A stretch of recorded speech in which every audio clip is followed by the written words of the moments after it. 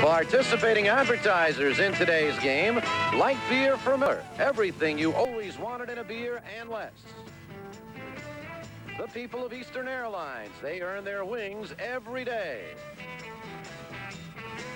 And the New Jersey Generals.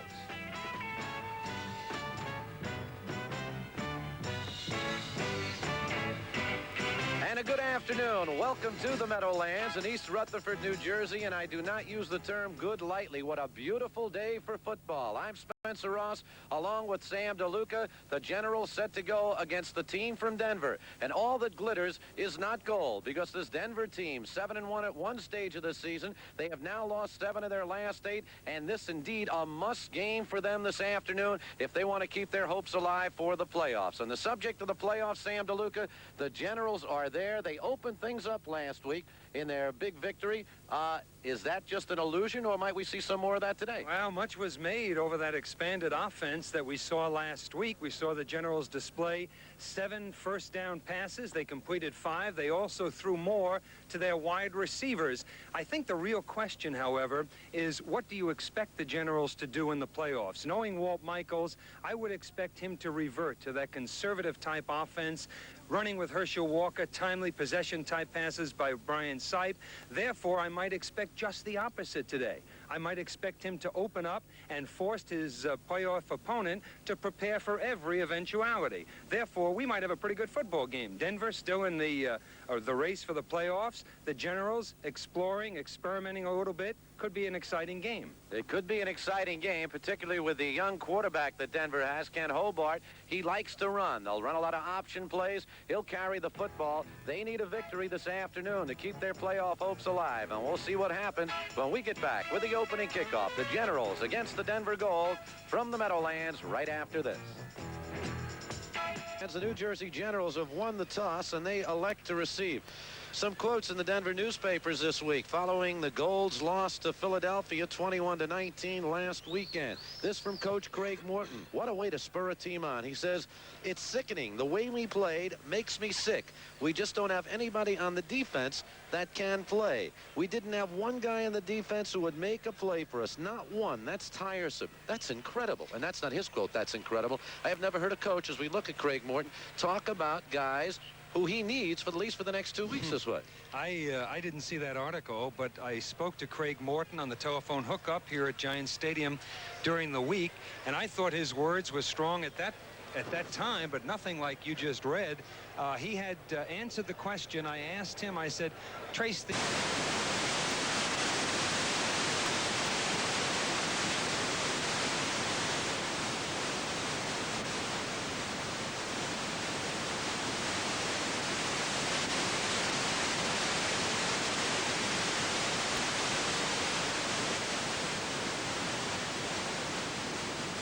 who haven't played are thinking only about money. And I thought at the time, you know, words of a rather disillusioned man and a rookie coach. You know, the players didn't create the situation about the money. The only real rap he has against his players is if they're not giving him 100% effort. Here is the kickoff. Brian Spillman, Marcus Hackett, number 84, and Rod Pegues back to field it. It's taken by Hackett. He's at the 10, finds a hole, and then is tripped up, sidearmed, and taken down by number 41, Bo Matthews, the former New York Giant. So the Generals will put the ball into play. 1st and 10 as we start here on a beautiful sunshiny afternoon. 1st and 10 for the Generals from their own 23-yard line. Brian Sipe, the quarterback, Herschel Walker, Maurice Carthen are the running backs for the New Jersey Generals. Danny White, Clarence Collins, the wide receivers. Fordham Sam Bowers is the tight end. And the offensive line, Mackey, Lapham, Hull, the center, Wayne Harris and Brian Millard. 1st and 10 from their own 23-yard line. And here's the first down pass, Sam DeLuca. And Sam Bowers cannot hold on to it as Bruce Huther, the linebacker, in on the deflection. Let's check the defense right here for Denver. And they're going to play a 4-3 today. Steve Johnson, Dave Stahls, Pat Ogren and Calvin Turner up front. The linebackers, perhaps their weakest spot, Kelvin Newton, Bruce Huther, and Greg Gherkin. And back on defense in the secondary, Anthony Allen, Nate Miller. The cornerbacks, David Dumars and Steve Trimble, are the safeties. And conspicuous by his absence, Nate Miller. He was suspended from the team this week. Here's the second down play. Maurice Carthen going nowhere as he's taken down at the 25-yard line by Bruce Huther, and it'll be a third down and about 8 coming up for New Jersey. Denver had been using a 3-4 defense most of the season. They went to the 4-3 today, probably because of the fact that, as you just indicated, they have weak linebackers. As every team that faces the Generals does, they have to stop Herschel Walker. That's their primary concern, hence the move to the 4th down lineman. Here is a 3rd and 8 coming up for the New Jersey Generals. Moving out of your screen in the top part is Danny Knight. And Brian Sipe calling signals on the first 3rd down play of the afternoon. Good protection over the middle of Bowers, incomplete. Sam Bowers trying for the reception. Darrell Hemphill, the nickelback, number 25, was in to cover on the play, and it'll be a 4th down play, and the Generals will send out their punter, Bob Grupp, to kick the ball away. Because much has been said about Brian Sipe's arm, and we'll keep an eye on it as the game proceeds. I thought he had enough on that pass, and in fact, I thought the pass might have been catchable. A little hard to determine accurately from our vantage point. This is Vincent White back to receive. And a poor kick by Grupp. And it is finally down by the New Jersey Generals. So Denver will put the ball in the play as John Miller gets his hand on it. A 25-yard kick. We'll check it, a 40-yard kick for Grupp on the bounce. It'll be 1st and 10 coming up now for Denver from their own 35-yard line. Let's check their offense. Going to see a lot of scrambling this afternoon. Ken Hobart, the rookie quarterback from Idaho, runs the option play. He gained 74 yards last year on the ground. David Preston and Harry Sidney are the running backs. Sidney is their number 1. The wide receivers are Leonard Harris and Kevin Williams. Bob Nizolik is the tight end. And up front, Denver will go with Steve Rogers, George Yarno, who has been their best offensive lineman, played for Tampa Bay, the Buccaneers for 5 years. Tom Davis, the center, Greg Feisel, and Ray Wagner on the right side of the line. So a 1st down coming up right here for the Denver Gold, their first possession of the ball game. The Generals defensively, James Lockett, Tom Woodland, and Jim Byrne. They'll be up front. The 4 linebackers will be comprised with Willie Harper, Jim LeClaire, John Joyce, and Bob Leopold. And back in the secondary this afternoon, Terry Daniels replaces Kerry Justin, who's out with an ankle injury. Gregory Johnson's the strong safety. Gary Barbaro, back from his injury, is in the starting lineup at free safety, and Mike Williams is the right cornerback. Mentioned before that Ken Hobart starting, actually this is his 4th game. Everyone had reported that he had started his 1st game last week, started 2 games for Jacksonville in the early part of the season, was pulled in the 2nd quarter of both of those games with his teams ahead, was rather bitter about Jacksonville. Harry Sidney becomes the lone setback. David Preston goes on the wing, and this is Sidney. And Sidney gets up to about the 37-yard line. John Joyce, number 47, in on the stop. A pickup of 2 yards on the play. It'll be 2nd and 8 coming up for Denver. Their first possession. We're scoreless. The primary concern of the Generals defense is to stop their fullback Harry Sidney, and also to contain Ken Hobart, who can hurt you probably more scrambling and running with a football than he can with a pass. 2nd down and 8. Sidney on the year has gained nearly 800 yards on the ground. He's also their leading receiver with 37 receptions. They work out of the I formation now, and Preston peels off. Here's Hobart. We'll see if he can throw. Dumps it off, and the ball's intercepted by James Lockett. Lockett got his arm up, and the Generals have it on the turnover right here in the 1st quarter. Lockett did not make a rush on the passer. He went out with a defensive end. Of course, you expect those defensive ends to take a very wide rush. Their primary concern is contain the quarterback. In fact, the Generals had gone to a 4-man front, inserting Frank Mathias as the man who is also concerned primarily with containing Hobart. He wasn't charging on the play. He was just going with Hobart. Now you'll see number 96, Lockett, come into your picture, gets a hand up, Notice he wasn't trying to put on the rush. He was concerned about Hobart scrambling.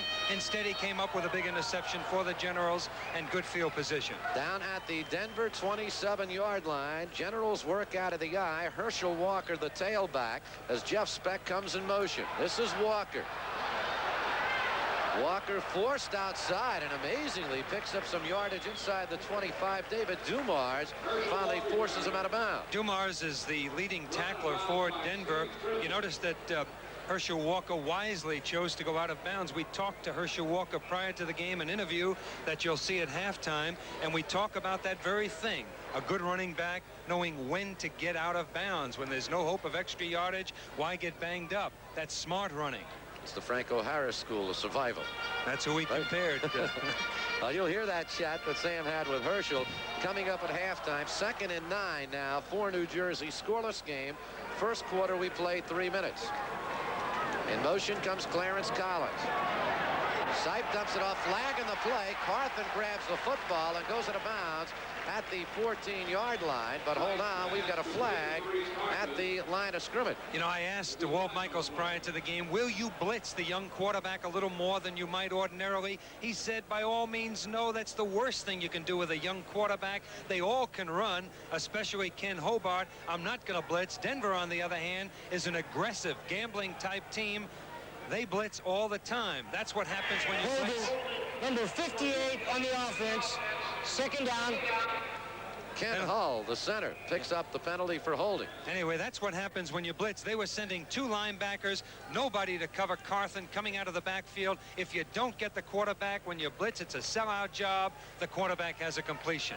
Walt Michaels on the sidelines, hands on knees. 2nd and 19 for the Generals at the Denver 36. Collins again in motion to the top of your screen. Sipes in trouble.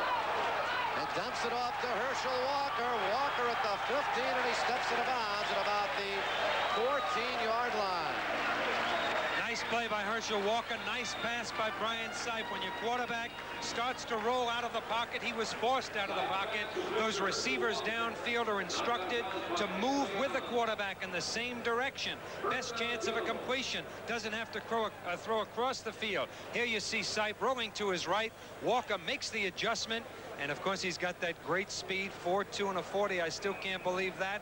Left the linebackers well behind him. Good yardage on the play. Let's give a lot of credit to Brian Millard, because Denver's Calvin Turner was practically on top of Brian Sipe, and Millard really took him out with a crunching block. 1st and 10 outside the 10. Here is Herschel Walker, the 5. Touchdown, New Jersey. Well, a 2nd and 19 turns into a 1st and 10, and then 10 yards for a touchdown. Herschel scores. Generals lead 6-0. Offensive line for the Generals doing an outstanding job manhandling that defensive front for Denver. You saw a guard pulling on the play. Good blocks by everyone. There's number 64, Wayne Harris, out with a knee injury up until last week. Had a good block on the play, and Herschel dances in. He just stopped running because he knew he had that touchdown. Roger Ruzek out to try the extra point for New Jersey. And right through the uprights it goes. So the Generals very, very quickly. 3 plays, 27 yards. It took them all a 48 second. And with 11:42 remaining in the first quarter, the Generals are on the board. They lead it by a score. Kickoff. A quick touchdown for the Generals. Herschel Walker and Brian Sipe combining on a 26-yard pass play. And then 10 yards to Walker. Total 27 yards, 3 plays. It took them all a 48 seconds, and the Generals not letting that 10-yard penalty hurt them there. Back deep now. Number 80 is Leonard Harris. Number 84, John Arnold. And Ruzek will kick it off.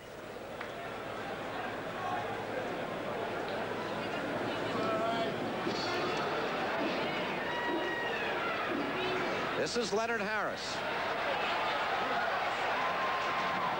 Breaking a couple of tackles, gets up over the 22, the 23-yard line before he stopped on the play by Frank Mattias, and it'll be 1st down coming up right here for Denver.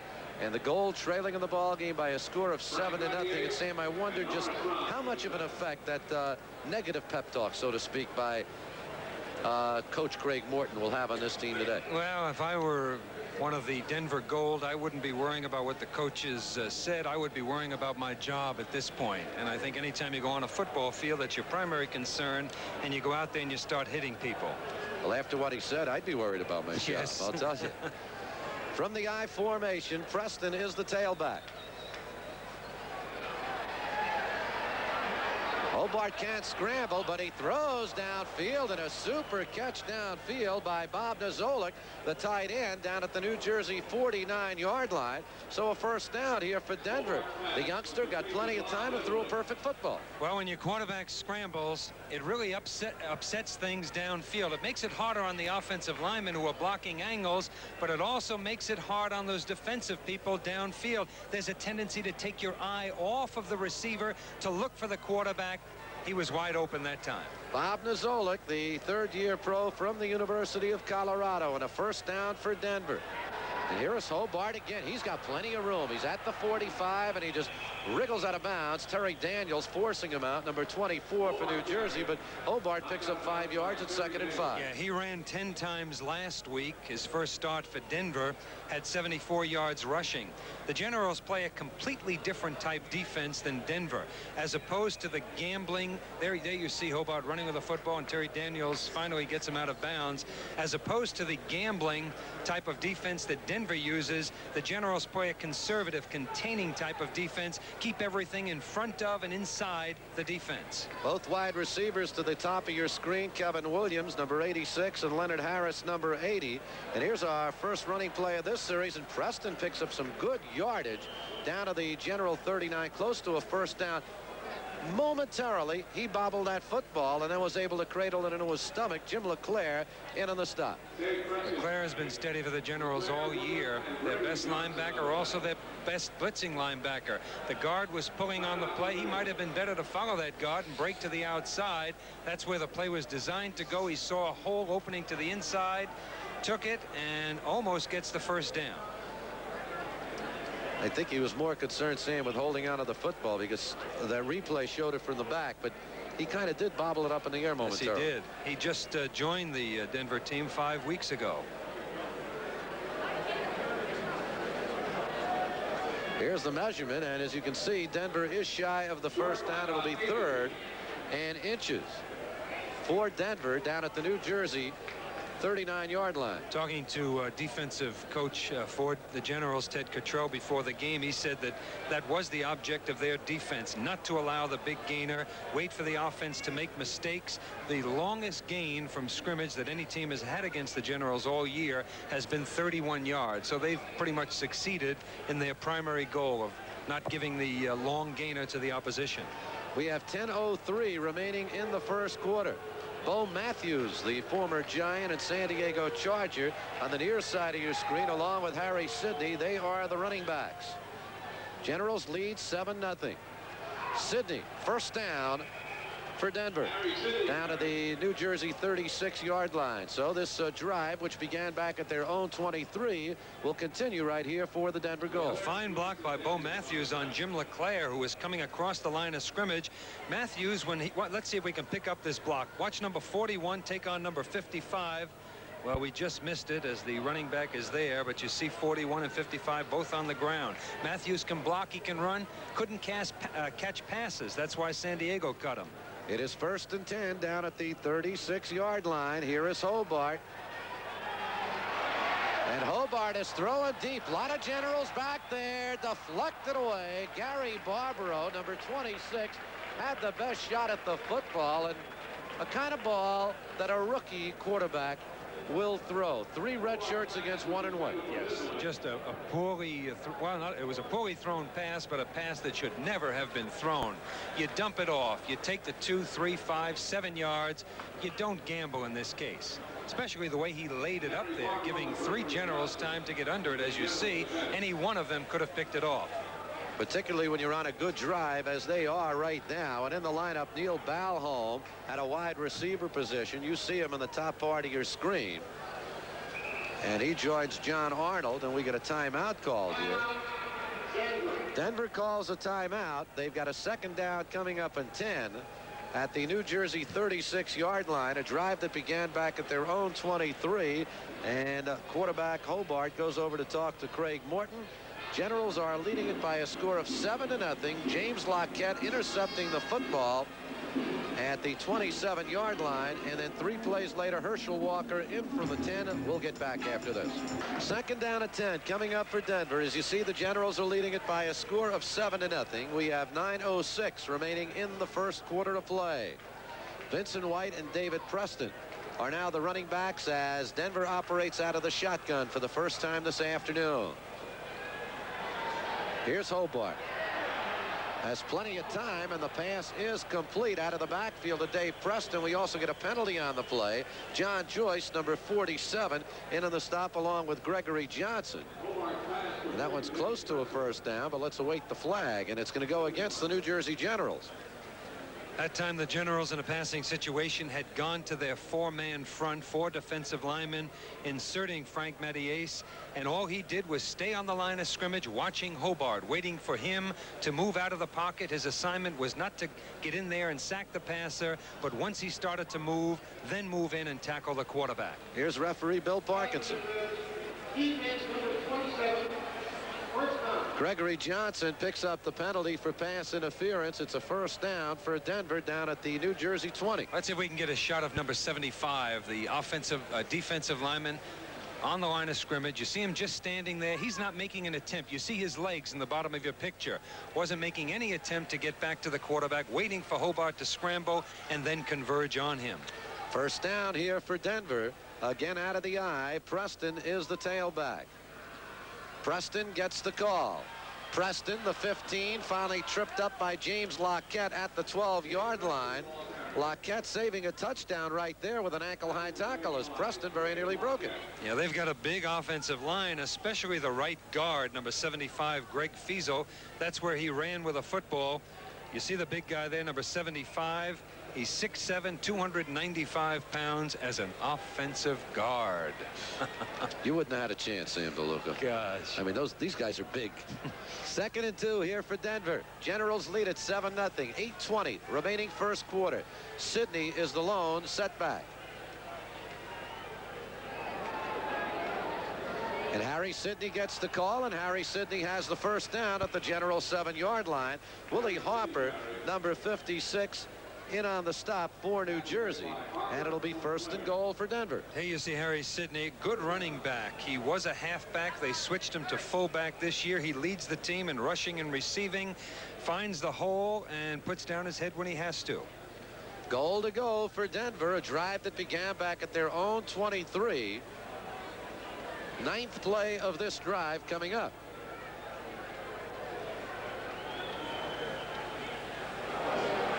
Preston is the tailback. Preston gets the call. Good stutter step at the line of scrimmage. He's got a touchdown, but we got a flag dropped on the play. Preston makes it into the end zone with a beautiful stutter step move to the outside. Let's await the flag. And it's going to be a holding call on Denver. Bad break for Denver. Good cut by Dave Preston. The Generals perhaps guilty of overreacting. People moving too quickly. He broke to the inside, did not have a hole where the play was designed to go, broke to the outside for good yardage. Number 52 on the offense. First down. Tom Davis, the veteran center. Number 52 is the man guilty of the penalty. Yeah, he started all year for them. Last week they gave up a safety on a punt. He had a bad snap. Here's a 1st and goal now from the 17-yard line, and Hobart on the draw play. Sidney breaks a tackle getting away from Lockett, and he gets down to the 14-yard line. Gregory Johnson in the stop, a gain of 3. It'll be 2nd and goal now coming up from the 14-yard line. Very much impressed, and so are the Generals, with fullback Harry Sidney, their leading rusher and receiver. Coming into today's game, he had 775 yards and 8 touchdowns for Denver. Last week he had 2 fourth-quarter touchdowns.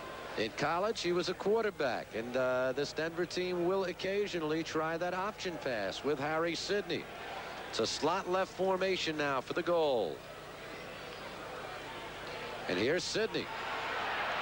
And Sidney gets down only to the 12-yard. Check at Vincent White on the carry. And White had trouble with one of his own offensive linemen who bumped right into him. Take a look at Vincent White there. And yes, he is a big man. He's 5'8". He's 190 pounds. A lot of it's muscle, but he looks like he got a little bit of a belly there, Sam. Yeah, he does. You see him following the pulling guard, number 66, George Yarno. Doesn't stay quite close enough to him. Yarno never did pick up anybody on the play. It's 3rd and goal now from the 12-yard line. White and Sidney are now the running backs. White replacing David Preston in the lineup. Arnold comes in motion. And this is White, and again having trouble with his offensive lineman, George Yarno.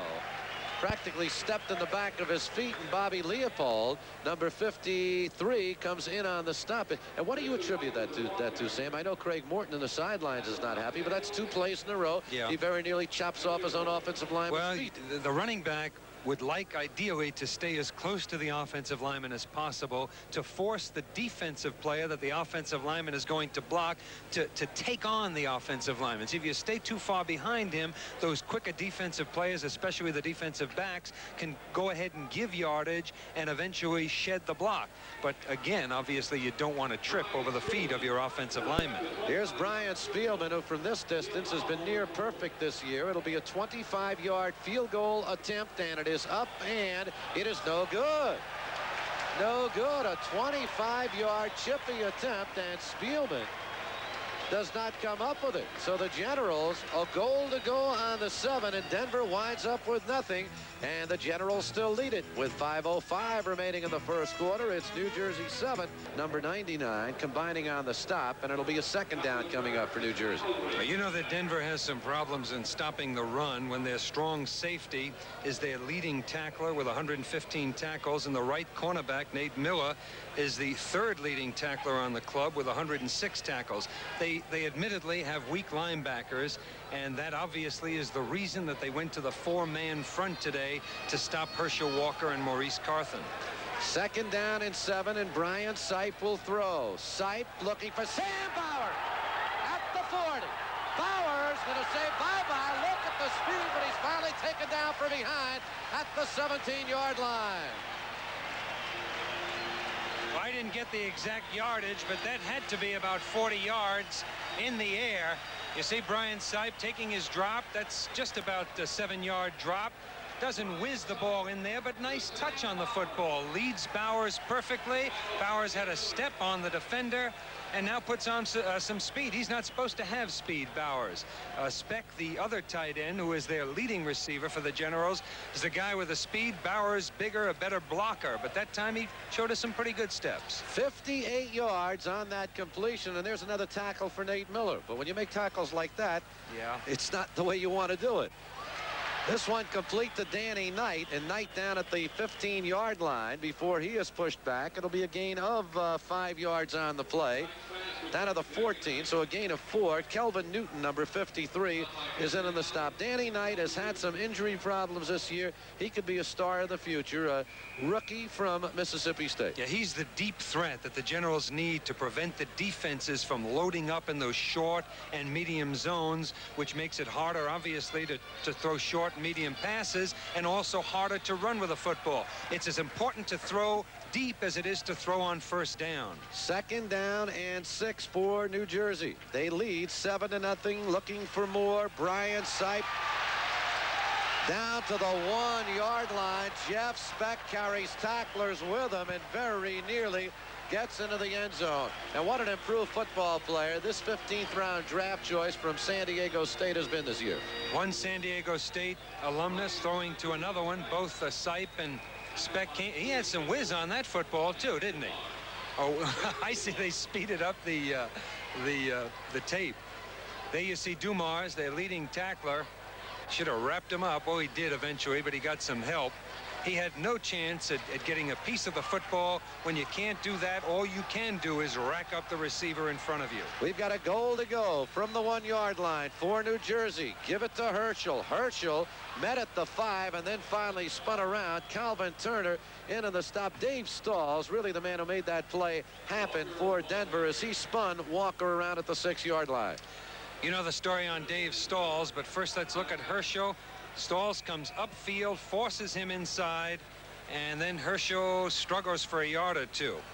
Stalls, of course, is the player that was cut by Tampa Bay in the middle of the season when they discovered that he had signed with Denver. Oakland, Al Davis picked him up, played with Oakland in the Super Bowl, got a Super Bowl ring, and then, of course, reported to the Denver Gold camp.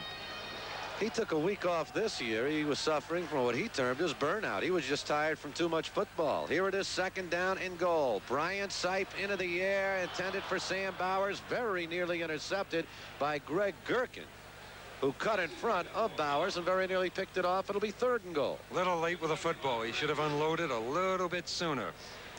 There you see Sipe setting up. Now's the time he should have thrown. The ball should have been there. Threw late, and 3 people were converging on Bowers as the ball approached. Little chance of a reception. 3rd down conversions for New Jersey. This will be their 2nd attempt on a 3rd down play. They are 0 for 1. Walker and Carthen, the running backs, 3rd and goal. Brian Sipe looping pass into the end zone. What a catch in the end zone by Clarence Collins. Oh, Collins deflected it into his own fingertips and hauled it in, and the Generals lead 13-0. It looked like the defensive back was all over him. I'm not sure who that was, if it was 47 Steve Trimble. But watch how Collins looks like he's pushing off the defensive back who had made contact and then breaks to the corner. Fine reception.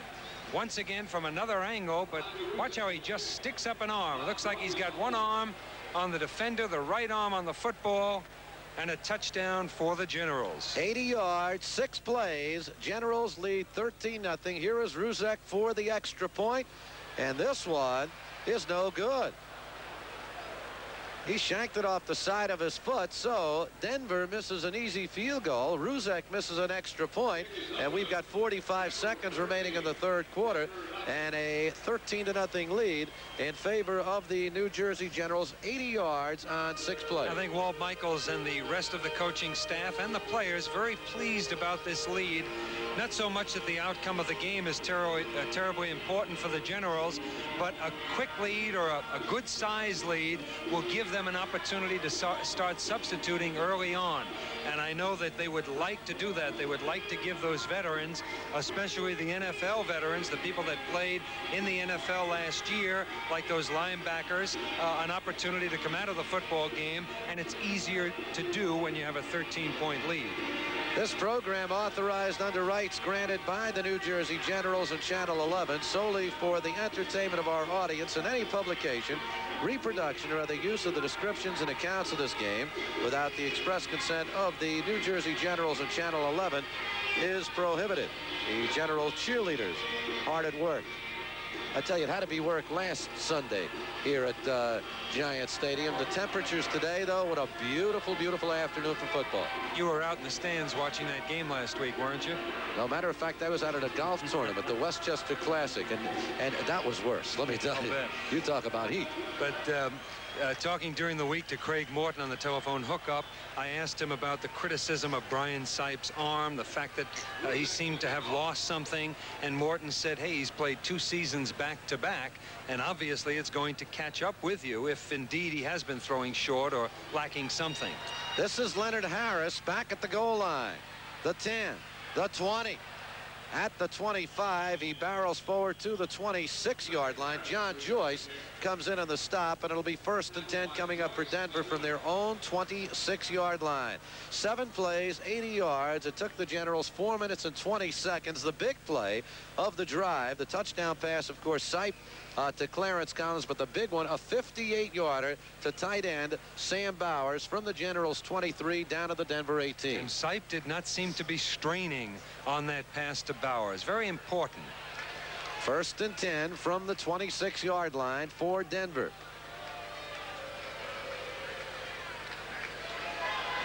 Here's Hobart, and he finds his big tight end Bob Nizolik once again. Nizolik's second reception of the ball game. This one up to the 48-yard line, and he gets downfield deep for a tight end, doesn't he, Sam? Yes, he does. And once again, Hobart scrambling, moving out of the pocket. He likes this Denver offense. Obviously, any young quarterback, there you see him moving out of the pocket, prefers this. The reads are easier when the quarterback is rolling in that fashion. He doesn't have to scan the entire field. It's easier to limit his vision to one or two defensive players and then make the choice as to who to throw to. In many instances, there is no choice. Just throw to the guy rolling with you. Well, the gun is sounded ending the first quarter. New Jersey leading at 13-0, and Denver on the move once again. Second quarter, the teams change sides. Denver will be moving from right to left. You see Bill Johnson, number 34. He is now in the lineup at a running back position along with Harry Sidney. When you talk to Walt Michaels, he will say repeatedly, you must do the expedient thing. You must take what the opposition gives you, whether it be on offense or defense. Denver is giving the Generals the pass. They're taking it. They have 105 yards passing, Sipe 5 for 8, just 14 yards rushing at this point. It is 1st and 10 for Denver at their own 48-yard line as we begin the second quarter of play.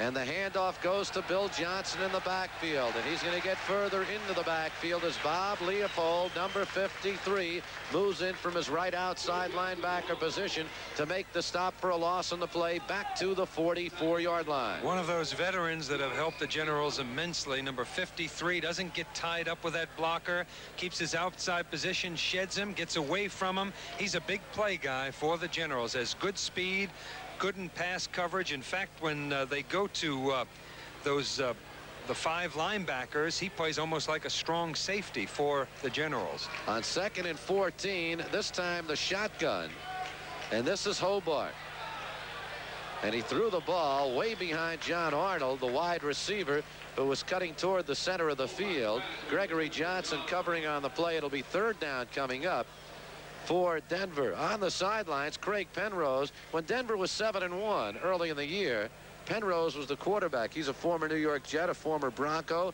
He suffered an injury, and that's one of the reasons this team went down the tubes. The primary reason, and along with his injury, the backup quarterback, Bob Galliano, was also injured. That's why they picked up Hobart, and he had an opportunity to play. And he played well last week against Philadelphia. Here is 3rd down and 14. Hobart scrambling out of the pocket, then throwing, and the ball is trapped downfield at the 42-yard line. And it'll go as an incomplete. Kevin Williams, the intended receiver. So 4th down coming up for Denver. And Brian Spielman, who punts and kicks, will be out on the field. You see Hobart, now he had to take his eyes off the action downfield momentarily, but then he had enough time to regain his composure, almost found the open man.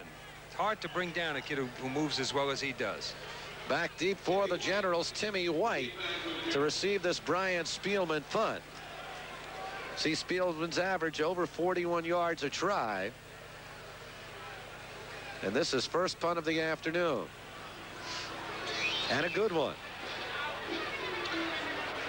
But it takes a General bounce, and it'll be put into play by New Jersey at the 27-yard line. So we've got a 1st and 10 coming up for New Jersey when we return to Giant Stadium with 14 minutes remaining in the second quarter. Generals lead it 13-0. Score, Generals out in front early here in the second quarter. Herschel Walker, a 10-yard run for a touchdown, a 3-play 27-yard drive following a James Lockett interception, and then Clarence Collins taking a 4-yard pass from Brian Sipe, an 80-yard drive in 7 plays. Roger Ruzek missed the second extra point. 13-0 New Jersey. 1st and 10 for the Generals, their own 27.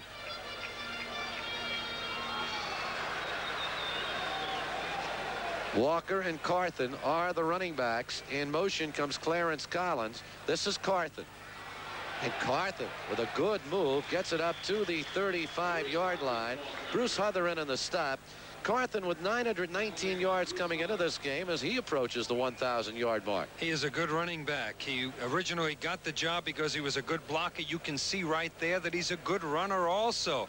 Had no hold to his left. That's where the play was designed to go. Broke back to the inside and picked up 7-8 yards on the play. Only 3 pairs of running backs on the same team have ever gone over 1,000 yards in professional football history in the same season. And Walker, of course, over 1,000, and Carthen approaching. And he gets a little bit closer as he picks up the first down at the 39-yard line. Maurice Carthen out of Arkansas State in his second year. Well, that certainly is what you want from your fullback, a guy who can put down his head and get that first down for you. And of course, when you have Herschel Walker in the same backfield, that fullback has got to be a good blocker.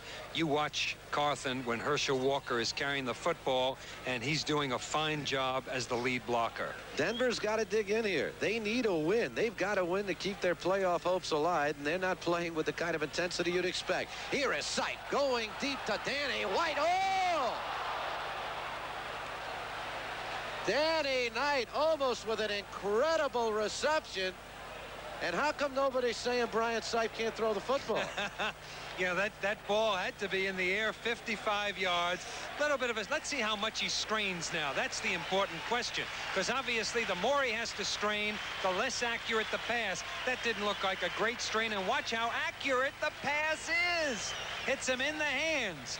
Really a perfect pass. I guess Brian Sipe is tired of hearing people say that he doesn't have the arm, that he's lost the arm. You know, he says, he's the first one to admit, I never had the strongest arm in pro football, but I've always managed to find a way to get the job done and get the ball to the receiver. But certainly that was a fine pass. I saw him in a cup even last week when he got a great deal of praise, and everybody seemed to be pleased over the fact that they were throwing on first down. I saw him strain a little more on that one pass to Bowers. Looked like he had to really lean into it. But that last pass was excellent. He had to throw that football 60, 65 yards in the air. The reason for the delay here, injury on the field. The man covering Danny Knight on that one, Anthony Allen, is on the sidelines. There he is.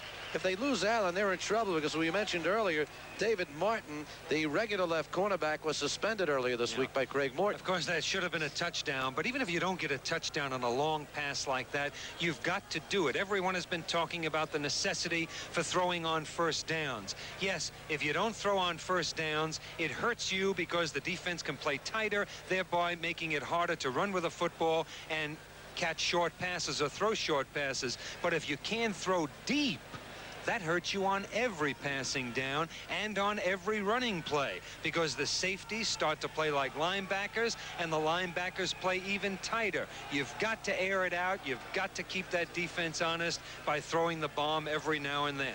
Right here, second down coming up for the Generals, and 10 from their own 39-yard line. The wide receivers are Collins and Timmy White. And here is Herschel Walker. Herschel Walker has the first down. He's into Denver territory, down to the 49-yard line. Tom Sullivan, number 32, who is coming to the lineup replacing Anthony Allen, comes in on the stop. But a pickup on the play of 12, make it 13 yards, first and 10 for New Jersey. Draw play, the offensive line sets up as if it were a pass play, really a sprint draw as the quarterback moved back to Herschel, handed him the football. Good yardage on the play. He didn't tear up New Orleans last week at only 43 yards rushing, but you can bet his presence was important to the team's success. Here is Sipe. He's in trouble and very wisely throws that football out of bounds. Dave Stalls was right on him, but the big thing was Stalls was coming in and being a right-handed thrower, just a completely impossible position to throw the football in. Yeah, you'll see that there's no doubt about this. Brian Sipe is intentionally throwing the football out of bounds. Same fake as the last play. Okay, that's called play progression. Try to get people to close in on Herschel Walker. Cannot find the receiver. The intended receiver moves out to his left, sees that receiver is covered, and there's no doubt that he threw the football away. Second down, 10 for New Jersey. Walker, out of your picture, he is a wide receiver on the near side. Carthen is the lone setback. And Walker, the intended receiver, at the 40 down to the 38. He is close to another New Jersey first down. Talking to Herschel Walker before the game, an interview that you'll see at halftime. We talked about Jim Brown and how Jim Brown used to carry the ball 30, 35 times a game. Here you see Brian Sipe getting to the ball to Herschel Walker. What difference does it make if he starts with that football from his backfield position, or you get him downfield 5 yards and get him the ball? Once he has the ball, he's the same highly efficient and highly effective runner either way. And Walt Michaels says that has been one of his primary goals this year, to turn Walker into a great receiver. They never developed Jim Brown. Jim Brown, according to Walt, was a pretty good receiver, had good hands, but they never threw to him much. Here's Carthen on the carry. Now he's got room. Got one man to beat. He beats him. He's at the 25 and taken out of bounds at the 23. David Dumars was the man he had to beat. He beat him, and he picks up the first down and a gain on the play of 15 yards. Another first down for the Generals with 10:37 remaining in the half. Here's a guy who won his job because he could block for Herschel Walker. No hole in the middle. Watch the speed now. He started from a standing position, outruns that defensive back. That's good speed. He's an excellent football player. He's a complete football player. A complete football player is a guy who can do anything you ask him to do. Block, run, and catch passes in this case. Here is Sipe to pass this time, and he finds Herschel down at the 17-yard line. Bruce Huther in on the stop, on the subject of Carthen. 4 carries this afternoon for a total of 29 yards. It's more than 7 a pop. That's right. You know, Herschel Walker has not run for as much yardage this year as last year at a comparable stage of the season. Once again, Brian Sipe setting up as pretty good pass protection, dumps it off to Herschel. Not much of an opportunity to pick up additional yardage. Getting back to Herschel Walker's rushing yardage, he doesn't have as much yardage, but he is averaging more per carry. 4.7 yards coming into today's game. Last year he averaged 4.4 yards a carry. And his reception total is increased. Here he is with the football running, and he is stopped at the line of scrimmage. The man who initially made that play happen was Calvin Turner, forcing Herschel further outside, slowing him up for Tom Sullivan, number 32, who came in to make the stop. It'll be 3rd down coming up for New Jersey at the 15. 3rd down and 2. Herschel had a good game against Denver last year. They have only played the Denver Goal one other time back in 1983. In that game, he had 172 yards rushing and 6 catches, including an 80-yard touchdown. 3rd and 2 for New Jersey. On 3rd down conversions, the Generals 0 for 1. Here is Sipe over the middle. David Dumars in on the stop on Jeff Speck, but Speck, my back, I wouldn't be able to stand for about a week if I got a wrench like that. He not only catches the football, he then turns around and picks up 5 more yards. Well, that's what he gets paid to do, and Jeff Speck does it well here. He knows that he's going to get hit on this play. He knows where that defensive back is. He knows that no one else has a shot at the football, but the defensive back, Dumars, does have a shot at the small of Speck's back, and he took it well. Here's Herschel, goal to go. And Herschel is racked up. His forward progress will be stopped at about the 5-yard line. Kelvin Newton, number 53, leading that charge on the stop as we look at the Denver sidelines. And Greg Morton in the center of your screen with the headset on. After the missed field goal earlier, Morton, he might have gotten another headset because he slammed it down the last time. Well, he's obviously upset. There's Herschel waiting for somebody to pick up that defender. Never happened. 2nd and goal at the 5 for New Jersey. They lead 13-0. 8 minutes remaining in the first half of play. That's Clarence Collins in motion. Maurice Carthen, the ball carrier. And Pat Ogren with a quick darting move to come in and cut Maurice Carthen down. It'll be 3rd and goal. Carthen perhaps a little slow in hitting the hole. Herschel Walker was the lead blocker, and he had a fine block on the play. Had Carthen perhaps gotten a little better start and been a little closer to Herschel Walker, he might have followed him through to the end zone. Last series, Generals had a 3rd and goal, and Sipe tried the little lofting pass over the cornerback set to Clarence Collins. It worked for a touchdown. Let's see what New Jersey does here. There's movement on the line. Flags are dropped. Sipe throwing to Herschel Walker. Is he in the end zone? He is in. Well, let's see. I do believe that Carthen was offsides. He moved prematurely. There was movement on the defense, but I don't believe they crossed the line of scrimmage. Let's see if that penalty is on number 33, Maurice Carthen. No. They called it on Okay. Denver.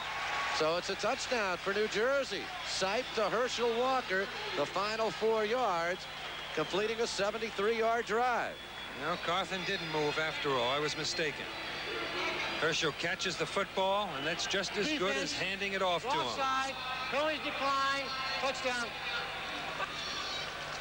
So Walker catches his 4th touchdown pass of the year, and the Generals lead it now by a score of 19-0. And now, of course, if Walt Michaels elects to pull Brian Sipe, he won't have George Allen or anyone else calling and saying, hey, we've got to impress the fans, leave in your quarterback.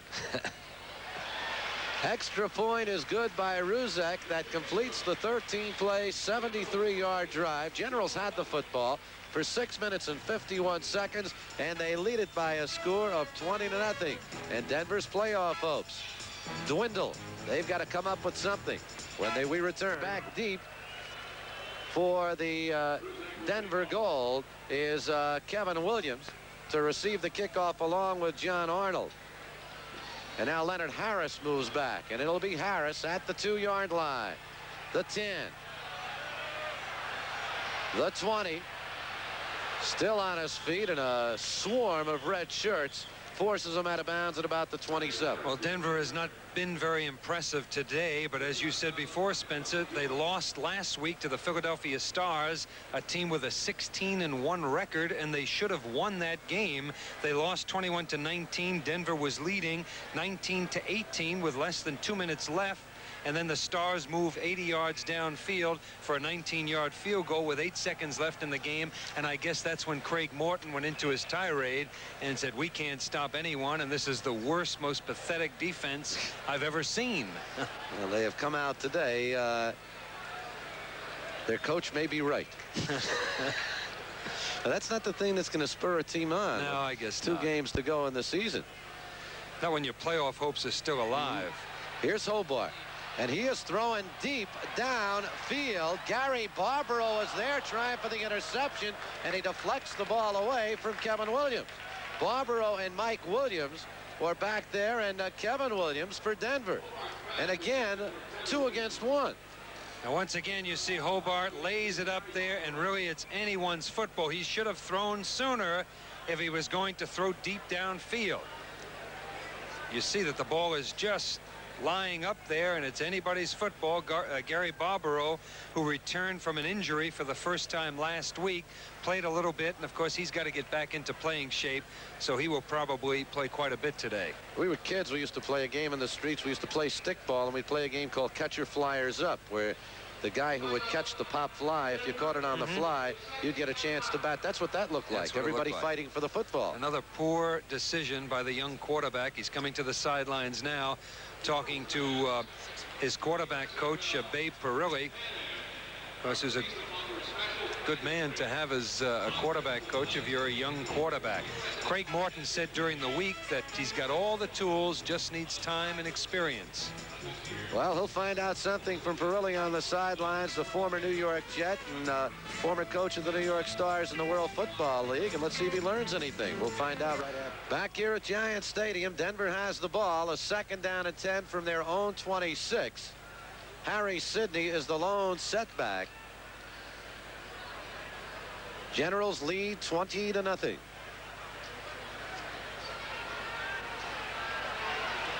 Hobart overthrows Leonard Harris on the near sideline. John Preston covering on the play. Let's watch the line play right here. Yeah, I mentioned that Frank Mediace is just sitting on the line. This time he's not sitting. He's pretty much in control of that offensive lineman, but when he does shed him, now he moves towards the quarterback. But you notice he didn't really blast off and try to get penetration as a defensive lineman normally does. The ends have to contain the quarterback, come to the outside, tackles get even pressure up the middle. Quarterback has no place to scramble. Only 4 first downs in the ball game for Denver. Generals have 7. out of the shotgun. This is Hobart with time, throwing downfield, just threw that ball poorly. He had the man free downfield and Neil Balholm, and he threw a pop fly, and it goes incomplete. That's what you call a lack of touch. He had to lay the football up. He had to get height on the football. He couldn't drill it because there were two linebackers in front of the intended receiver. That's the type of pass you've got to loft, but yet you can't get too much on it. He got too much on it, and it just went out of bounds. So it'll be a 4th down coming up. Brian Spielman will come on. Timmy White back deep. You had a look at him. Spielman's second punt of the afternoon. We have 6:38 remaining in the half. At halftime, talks with Herschel Walker and Coach Walt Michaels. You stay tuned for that. Not a good kick. This is White, and he's an exciting runner. You better believe it, he is. He's at midfield, and he's taken out of bounds at the 49-yard line. Timmy White returning that one. A return of 16 yards and stopped on the play. Hopper in on the stop. 18 yards on the return, 41 yards on the kick. 1st and 10 for the Generals down at the 49-yard line of Denver. You saw those gold players just bunch up in the middle. Nobody, well, they kept a relative distance, but they got a little bit too close to each other, all converging on the ball carrier. He had one blocker to his left who gave him a block and just outran everyone else. And he can run. 1st and 10 for New Jersey. We have 6:25 remaining in the first half. It is 20-0 in favor of the Generals. Walker the tailback. And Brian Sipe over the middle to Clarence Collins. 1st down inside the 30, down to the 27-yard line. David Dumars and Nate Miller combining on the stop, and I think we're going to get some more yardage tacked on here against Denver. It is known as a frustration penalty. Another very impressive pass by Brian Sipe. Again, not a terribly long pass. 20 yards from the line of scrimmage. Remember, he's taking a 7-yard drop. But velocity and distance are not the only factors. Timing is everything. Releasing the football at the right moment. And that's what Brian Sipe did. He hit his receiver. Unfortunately, a penalty on the play as the ball comes back. Well, that penalty went against the Generals. It negates the 1st down. It'll make it 2nd and 2. Here's referee Parkinson. Personal foul. Unnecessary roughness. Number 34 on the offense. 1st down. Penalty was called on Herschel, who may have just come over to try and protect Clarence Collins as he was getting mugged downfield. Walt Michaels will take that kind of penalty. That type of penalty by a running back hoping to help his teammate downfield is the type that you can accept. Let's see, there seems to be a little bit of a discrepancy. It remains 1st down. And 1st down and 3 coming up for New Jersey, but takes away that completion of over 20 yards by Brian Sipe. There you see Sipe's statistics, 8 for 13.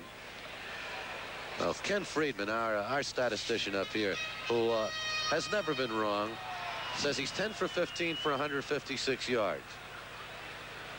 Bet you Kenny's right. Here's Herschel, 1st down. Inside the 35, down to the 32-yard line. More yardage for the New Jersey Generals with 6 minutes remaining in the first half. Generals looking for another one. John Kimmel, number 58, a second-year pro from Colgate, in on the stop. Fine run by Herschel Walker. Watch the block by number 33 on the defensive end. He's not blocking on a linebacker there. That's the defensive end. Calvin Turner, number 99. Obviously, he's not going to hit him in the numbers. When a guy outweighs you by 40, 50 pounds, you knock his feet out. That's exactly what Carthen did. Good football player. 1st and 10. Here is Walker, biding his time, looking for room, and taken down on the play by number 55, Jeff Harper. Not much of a gain on that one, but 2 yards. And it'll be 2nd down and 8 coming up for the Generals at the Denver 30. Yeah, Steve Johnson, the defensive end that the Denver team inserted, they're using 4 down linemen, which is unusual for them. But at times during the course of the season, they've played some unusual defenses. Walt Michaels said during the week when Denver played Houston, the team that has that wide open explosive offense, they went with 5 linebackers and 6 defensive backs, no down linemen. Everybody in a 2-point stance, nobody with a hand on the ground. 2nd down and 8. Here they come. Sipe throwing to Carthen. Oh. See, forgive me, Spencer, but No, that's Carthen, all right. Carthen... Explain to me what you were going to say after. Oh. Well, Carthen fell asleep. See, he should be alert. See that linebacker coming. Another linebacker was coming. He should have known that Sipe had to unload the football quickly. By the time he looked up, the ball was already in the air. He didn't have enough time to adjust. He should have had that pass. You couldn't expect a picture-perfect pass because the quarterback was under great pressure. It was his responsibility to get to the football. He reacted too late because he wasn't alert. Oh, now I understand. 3rd and 8 for New Jersey. Down at the Denver 30-yard line. Brian Sipe's thrown 2 touchdowns on 3rd down plays. He's under a rush here, and a wallop as he got rid of the football, as he was blindsided from the left side of the field by Bruce Thornton, a 4-year pro from Illinois, number 60. Pass protection breaks down a little bit. They move prematurely, a lot of stunting. You see people going in every which direction on that line. The left offensive tackle, it seems to me, Doug Mackey, was beaten on the play, and his quarterback picked up the rusher. 72 on the defense, 3rd down. But that's nullified, an offsides penalty against Steve Johnson, the left end, rookie from Oregon. And the ball down at the 25 now, and it'll be a 3rd down and 3. Well, the team may feel better, but Brian Sipe doesn't feel better because he was offsides. That's smarts when you get blindsided like that. Moving out to the top part of your screen, number 82, Clarence Collins, on a 3rd down and 3, and Sipe will pass. Threw it behind Herschel Walker. A flag is dropped on the play.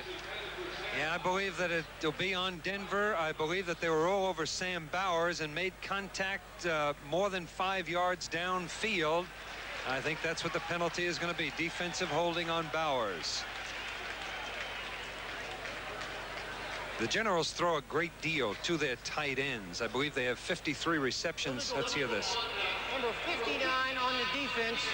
That's a 1st down. Well, that's exactly what you called, Sam. He called Parkinson, called it an illegal block against the receiver. Here's Craig Morton on the sidelines, and I guess he just, when he throws it on the ground next time, he doesn't want to rip it off his ears because that's been smart. He's been throwing that headset this afternoon. 1st and 10 for the Generals at the Denver 20. 4:41 remaining in the half. Maurice Carthen on the carry, looking for a block from Herschel. Didn't get it, and he's taken down right at the line of scrimmage. Hey, you know, remember I mentioned before that Carthen was too far from Herschel Walker. It's probably not that Carthen is getting off slowly, but Herschel gets off so quickly because Herschel had a pretty good block on this play. As you can see, well, see, if Carthen had been there a little bit sooner, he might have been able to sneak by. But it may be that Herschel, it gets off too fast, makes contact too soon, and it's just too hard to keep the block. Maybe he should slow up a little bit when he's blocking.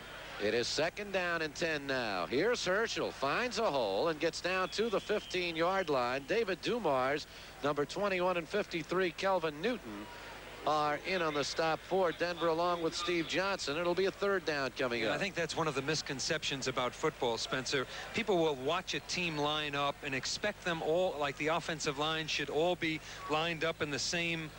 Here he puts his head down for that extra yard, lined up evenly. You don't have to line up evenly, and sometimes you don't have to all get off together. It might behoove a man to get a slow start. If it's a slow developing play, for example, the offensive lineman may not want to fire out immediately and have to make contact or hold his contact for a prolonged period of time. He might want to be a little slow in firing out if he knows that there's going to be a lot of faking in the backfield. The same principle applies to that thing with Walker perhaps making contact too soon and having to hold that contact too long before the other running back approaches the line of scrimmage. And of course, earlier in the game, we saw a couple of situations with Denver running backs running over their pulling guards. Yeah, timing between the quarterback and the receivers, and of course timing everywhere else on a football field. Terribly important. That's why the experienced offensive. Say that. That's Greg Gherkin, who wears number 50. With a name like Gherkin, shouldn't you wear number 57? You figure that out. Yeah, does it have something to do with Heinz ketchup or something? How many varieties? Okay. A gherkin. What's a gherkin?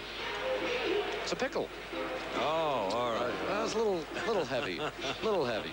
Third down coming up here for the Generals down at the Denver 16-yard line. This drive began back at their own 49. Couple of Denver penalties have helped the Generals.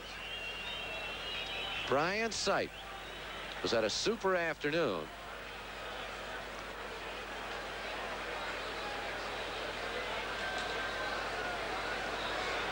Everybody's coming. Sipe with time, and he threw it right into the hands of Tom Sullivan. Sullivan at the 30, Sullivan at the 35-yard line before he's taken out of bounds. So Sullivan, who was in the lineup replacing Anthony Allen, who suffered a first-quarter injury, comes up with the interception. Yeah, you see there is a blitz. A couple of linebackers are coming. He just doesn't see that safety sitting there. Had he not been there, he probably would have had a touchdown. The Generals did a good job of picking up the blitzing linebackers. Just a poor play by Sipe. But then again, you've got a lot of people rushing, a lot of people in front of him. As you can see, not always easy for the quarterback to see everything happening downfield, but obviously an error on the part of Sipe. Brian Sipe trying to come in and make the tackle. Tom Sullivan began this season as a regular for Denver, and they've got the ball, and we're back to live action. And Craig Penrose is in the lineup, and Penrose in his first attempt hits Victor Hicks with a pass. Hicks, the former New Jersey General. So Hobart on the line, on the sidelines, and Craig Penrose, who played for the Denver Broncos for 4 years, went over to the New York Jets in 1981, and had a super year for Denver before his injury. 140 completions in 231 attempts. Denver was 7-1 with him in the lineup before he went down with an injury. It is 2nd down and 1. This is David Preston, and Preston is hit for a loss back at the 40-yard line. The stop on the play made by Maurice Clemens. Ken Hobart was 2 for 9 for 50 yards. Not very impressive. Pretty good move by Preston there, as he was upended by one of the linebackers, and Drury could never get his momentum going again. Again, when you have a quarterback that runs as Hobart, you're relying on his scrambling and running as much as his passing prowess. It's a gamble. You're in trouble. Last week, he almost pulled one out for them, but obviously Morton made the right choice in putting Penrose in the football game at this point. When you're behind, it's tough to have a scrambler there. Here is Penrose on 3rd down. It's going to be enough for a first down as he hits Bob Nizolik, the tight end. And this drive will continue, and we'll get the 2-minute warning right here. So 2 minutes remaining in the first half of play here at Giant Stadium. The New Jersey Generals are leading the Denver Gold by a score of 20-0, and Denver trying to get on the board before the first half intermission.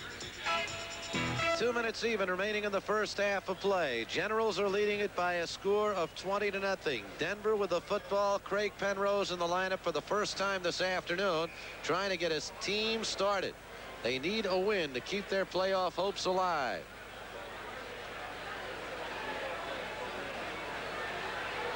And Penrose, under a rush, lofts it up in the air, and it goes incomplete.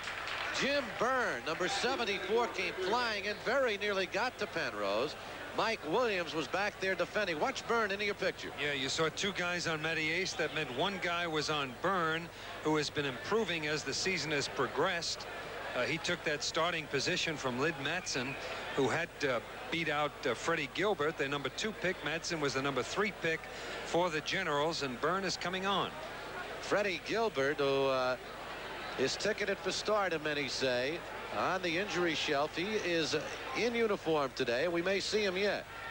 Here is Penrose right over the middle, this time to Vince White, and White gets very little yardage, up to about the 47-yard line. Frank Mattias in the stop. It'll be 3rd down coming up, 1:40 remaining in the half. Sometimes it almost appears as if the Generals will concede that short pass, and pretty much they will. And as you can see there, it really didn't do much damage. They'll stick with that containing type defense, everything in front of and inside the defense, and never, ever give up the bomb, the long gainer. Here's 3rd down and 7. And Penrose, I don't know who he was throwing to. Well, weren't anybody there. Yeah, could have been a a bit of confusion. Remember, as that play progresses and the receiver runs downfield, both the receiver and the quarterback are reading the defense, looking at the defenders, trying to anticipate where they're going, especially if they're in zone coverage, and then reacting to their movement, trying to get into the open area. When you see something like that, obviously the quarterback read one thing and the receiver read something else. Here's Tim White, who had an 18-yard return the last time Brian Spielman punted the ball away. And here is Spielman.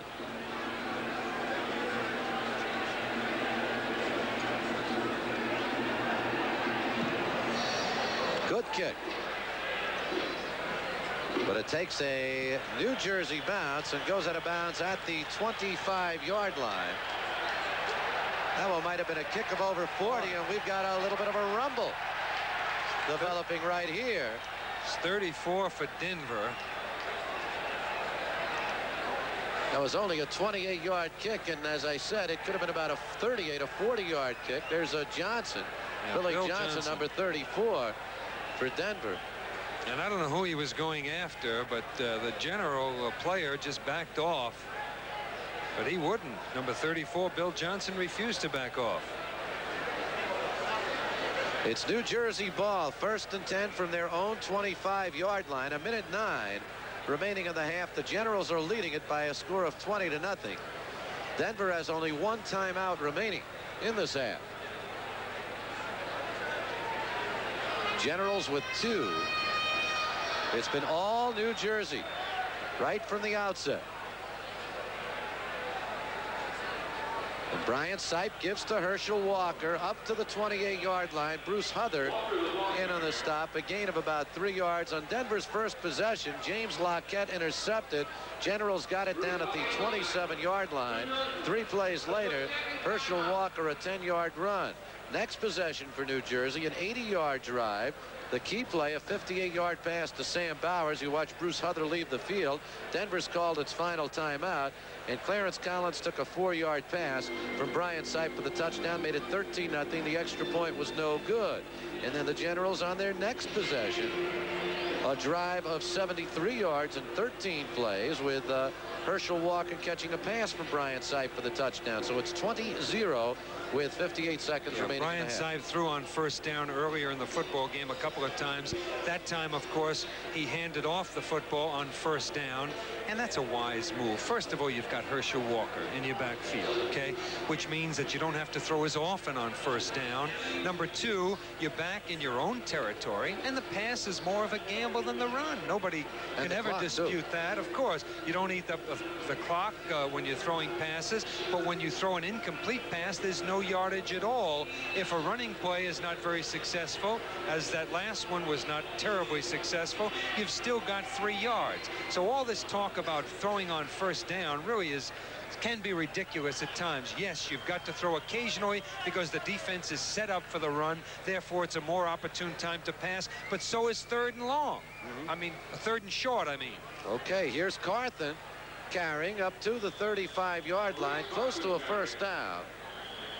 Maurice Carthen, his 7th carry of the afternoon, and Carthen now with 36 yards in the ball game. So he's averaging 5 a pop. Walker with 11 for 48 on the ground. Yeah. So what I meant to say before was 3rd and short yardage. That is another situation where the defense is looking for the run, and they may have even made situation substitutions to stop the run. So obviously that's a more opportune time to throw the football. But to say that you've got to throw on first downs repeatedly is nonsense. You've got to remain balanced. You've got to remain unpredictable. So occasionally throwing on first down is fine, as long as you keep that defense off balance and they're not all focusing in on stopping Herschel Walker. And as for the charge of conservatism, well, the Generals called a timeout here. They're leading 20-0. And that would seem to indicate to me that Coach Walt Michaels is looking for more. That's right. They came into today's game 5th in the USFL in total points. Remember, there are 18 teams in the league, so they've been getting their fair share of points. It is 3rd down and 1 for New Jersey. Herschel peels off. Carthen gets the carry. First down, 40. Taken down at the 42-yard line by Steve Trimble, the free safety, number 47. A first down for the Generals at their own 42-yard line. And the clock stops in the USFL until the chains are moved following a first down. Now, Brian Millard had a pretty good block. He stayed with his man, but eventually lost the block. Once again, perhaps Maurice Carthen should have been there a little bit sooner. Clock resumes now, and it shows 26 seconds remaining in the half. New Jersey has one timeout remaining.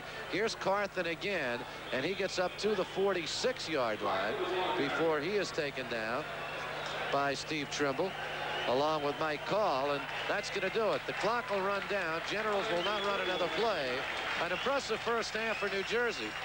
Brian Sipe, 10 of 17 for 156 yards, 2 touchdowns. He was intercepted once, and the Generals overall with 230 yards in the ballgame to only 99 for Denver. It is 20-0 at the end of the first half of play, and when we return, Sam DeLuca will be talking to number 34, Herschel Walker. An introduction before he ever signed a pro contract. Of course, I'm talking about Herschel Walker. Herschel, I was all set to ask you about the comparison to Jim Brown, who I think is the greatest running back ever. And then I suddenly realized that you were 2.5 years old when Jim Brown retired from pro football. So you've never seen him, have you? I know. I only seen film clips of Jim Brown, and what I've seen so far is very impressive. I think I got a long ways to go before I can even be in, I think, his class. How about the comparisons to other running backs? Do you think it's fair to compare one running back to another because of the difference in styles and the different teams that they play on? I know. I think it's very unjust because of the different teams, because I think teams' offense, the way their schemes are, I think they're so much different in the competitive where, like now I'm in the USFL and a lot of running backs are in the NFL, and then you're going to look at the style of play that the teams are playing. Some teams are passing teams, some teams are running teams, and I think right now it's just unjust because some guys are good at some things and some guys are not. Of course, you never saw Jim Brown play, but your coach, Walt Michaels, saw a great deal of him. Has he ever told you stories about Brown and how he used to carry 30 times a game? Yes, he have told a lot of impressive stories about Mr. Brown. I think right now, whenever I think about Jim Brown, I think about a great athlete, an athlete that I think a lot of young people ought to look up to, a lot of young people ought to respect a great deal. And I know for myself, I respect him a great deal because a guy who's done as much as he has in the time span that he had to play in, you know, you can't compare yourself right now to Well, it. he would tell you the same thing. He thinks highly of himself, too.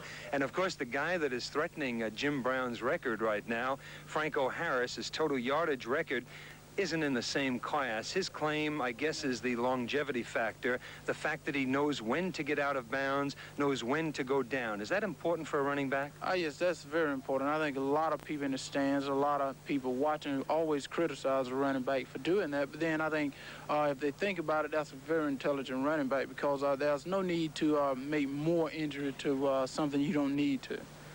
You know, I used to think, and I still do, I guess, that running is pretty much instinctive. If you can run with a football in high school, providing you have the talent, you can do it in college and in the pro ranks with very little adjustment. Is it all instinctive? Just the running part of it now, not pass catching? Oh, very much instinctive, and I think every running back has got to develop that instinctive to run the ball because you really can't sit there and try to think about a hole. You have to just take it and just make your decision on the run. Because you ran track in college, was it a good experience, and you think perhaps that every running back should run track in the spring? Yes, I think it was important to me because it helped me to develop my speed, and most of all, you know, a lot of people don't understand running will help your legs out a great deal, and I think it helped my legs to develop. Most of all, my acceleration from the start to the, you know, from a takeoff. I think that's very important because when you see a hole, you have to accelerate, and I think that's what track have helped me to do. Okay, how about the playoffs? You looking forward to them? Well, right now, we really haven't mentioned the playoff that much. I think we're very happy that we're in the playoff, but right now we got 2 games left in the regular season. And what we have looking us in the face right now is Denver, and we're going to go out and try to play them and beat them. And then we got Philadelphia, and we're going to take it one step at a time. How about spring football? It's a great day today. Last week wasn't so pleasant, was it? No, today is I think today is perfect, and I think all the guys on the general teams are ready to play because we are intending to go out and at least show the people that we're still for real. Herschel, thank you very much and good luck. We'll be back with more halftime interviews after this message.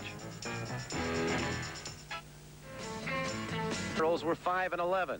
They're now 12-4. They're on their way to the playoffs. Head coach Walt Michaels responsible for a lot of it. Walt, when you took over this ball club, are you smiling like you are responsible for it? You're 12-4. If you weren't responsible for it, people would be on your back and saying you're responsible for 5-11. But what did you expect when you first took over this ball club? Really, Spencer, I didn't know. I just knew it was going to be a big challenge, and I felt there were a few players over here that could play football and that we could give it a very respectable season. Result, we a little better than I expected, and right now with 12 wins, I'd like to look forward to these next 2 games thinking that we can win again, the next 2, and of course go into the playoff full swing. One of the players everybody knew could do the job was, of course, Herschel Walker. A lot of people didn't realize Maurice Carthen could. What about that young man? Well, there's no question about Herschel Walker, and I like to remind people of Herschel that if it wasn't for the United States Football League, Herschel would not have played his first professional game right at this time. But really, he's got all the potential in the world. He's become a fine football player. And when you mention Maurice Carthen, I have to say that Maurice Carthen coming on like he's done has certainly helped Herschel Walker and taken a lot of heat off him. Picking up on a theme that Sam DeLuca talked about with Herschel Walker, comparisons between Herschel and a fellow you played with named Jimmy Brown, who Herschel was 2.5 years old when Jimmy Brown retired from football because he really can't judge. But you played with Jimmy and you're coaching Herschel. What kind of comparisons can you make? Well, right now, I'd have to say potentially that Herschel Walker can become as fine a football player as he wants to. But remember this, I said that he would not have played his first pro game. I said the word potential, and I say with everything he's got and all the tools as far as his speed is concerned, his size, his durability, and all the things that go with it, Herschel can certainly become the same type and as good, if not better, than Jim Brown. But I can't say that yet because there's a long way to go. Jim played 9 years. Herschel's only finishing his 2nd year. He's got a lot of maturing to do, and he certainly can become anything he wants to be, and not only is equal to Jim, but even surpass. A teammate of his in college at the University of Georgia, Freddie Gilbert, highly touted. He suffered with injuries all year. What kind of potential do you see in that young man? I see him as a fine pass rusher, as good as there can be in the football game. But he hasn't been there yet. He unfortunately got his knee hurt in one of our games here. I think it was against the Federals. And from that time on, he's been rehabilitating. Today, I don't want to experiment with Freddie, but today I want to put him into the game and see what he's got and see if he's got some of that zing left and has forgotten the mental part of the injury to his leg and just goes right on and rushes the quarterback. You've always been a believer that everything happens for the best, and when you get good players on the sidelines hurt, you get an opportunity to use other players. But I think you would have liked to have had Gary Barbaro in there all year, right? Well, I certainly would have. Gary's the kind of a leader, and he's got the experience. He's a veteran. He's got the kind of things that you need to have on the field in order to win football games, to come up with a big play. We missed him for a while, but fortunately, or unfortunately, I should say, we only lost one of those games when Gary was gone. He did come back, of course, against New Orleans, and we did fine. He was in there, and he broke himself in well. We used him possession situations only to get the mental part of it back, and, of course, Gary filled in fine and had the interception for us. Veteran football players at linebackers like Leopold and Harper, but let's talk about a young man, John Joyce. You surprised at his play? I'm surprised that he's doing so well, but I felt that John Joyce could become a starting linebacker. I've always said, as in the past, that show me a good special team football player that is a linebacker who will become a starter as a linebacker. I had people like that in the past that have played for me. John Joyce is one like that. He's an enthusiastic young man. He runs on all the special teams. He does everything you'd ask for him. And, of course, right now, when he had the opportunity to fill in, he came in, he took his shot at it, and, of course, he's playing very well. You beat Philadelphia earlier in the year. No doubt the Generals are an improved team. You're 12-4. Philadelphia's 15-1. What might you see differently if you have to match up against them in the playoffs? Well, I don't see anything differently. The most important thing about football, whether you're playing early part of the season or later in the season, you put a game plan in, you put your passes in, you put your runs in, and then, as I've always stated so many times in the past, then you do the expedient. You find out what the opposition's defense is giving you, and if they are giving you the pass, you're going to throw some. And if they're, of course, going to let it open, we're going to use our running backs, and we're going to try to control the football. What we want are positive yardages from our runners and positive yardage from our passing. And we want to give whatever they take, I should say, whatever they're giving us, and that's what we're going to do at Philadelphia. Well, thus far, it has been a positive season for the New Jersey Generals and Coach Walt Michaels. Thanks and best of luck for the rest of the season, Walt. Very good, thank you. Okay, we'll get back. A great halftime show here. The Piscataway High School Super Chiefs under the direction of Mr. Bruce Bradshaw and Mr. Joseph Mundy, and they're entertaining the crowd. And it's quite a big group out there.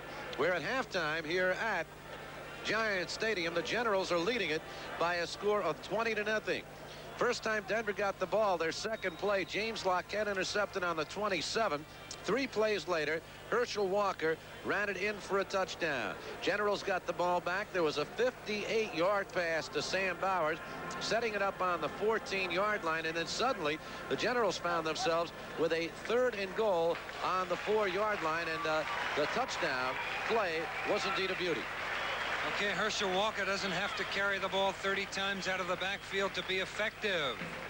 That pass was to Collins. I'm sorry, I thought we were going to have the Herschel Walker pass initially. There you saw Collins look like he almost pushed off a little bit of contact, had sight of or at least knew where that defender was, reached up with that arm and pulled it in. The next time the Generals got the football in their own 27, they marched downfield and again were faced with a 3rd and 4 situation, 3rd and goal, that is, at the 4-yard line, and once again Brian Sipe was not reluctant to put the ball up into the air. Brian Sipe has had a good first half, 10 for 17, 156 yards, 2 touchdowns, 1 errant pass, that interception, and there he hits Herschel Walker, who just sort of moves over the goal line. Found that goal line, and that made it 20-0 at the end of the first half of play. Brian Sipe with an excellent first half. The official statistics have Sipe with 10 of 17 for 156 yards. As the official scores corrected themselves, Ken Friedman, of course, was right. What they had forgotten, I imagine, was the completion that Sipe had that the penalty was called on. It did go as a complete pass anyway. Remember the one I'm talking about, Sam? Down to Clarence Collins. Right. So 10 of 17 for 156 yards, 2 touchdowns, 1 interception. Overall, on the ground, a good first half for the Generals. 48 yards for Herschel Walker, 47 yards for Maurice Carthen. And there you see the halftime totals. Generals with 251 total yards to 98 for the Denver Gold. And beating them in every category of the football game. Well, they're taking what the defense gives, as Walt Michaels will constantly tell you, that you've got to do the expedient. You've got to take what's there. You can't go ahead and try to run. If they're using an 8 or 9-man front, then you got to pass. If they're dropping those linebackers deep and looking for the pass, that's when you have to run. But certainly the Generals have been able to do both quite effectively today. We're ready for the start of the 3rd quarter, and the Generals will kick off. And Denver's got to get something going here very, very quickly. They went into this game with a record of 8-8. They were 7-1 at one point in the season. They have now lost 7 of their last 8. They have shown no offense in the first half, and I have to wonder just who might be coming into the lineup. I see Galliano warming up on the sidelines. Hobart in the first half of play was 2 of 9 for 50 yards, and then Craig Penrose, when he came in, was 3 of 5 for 14 yards. And Galliano just could be the man. Roger Ruzak will kick it off for the New Jersey Generals, and going back deep for Denver will be Kevin Williams, number 86.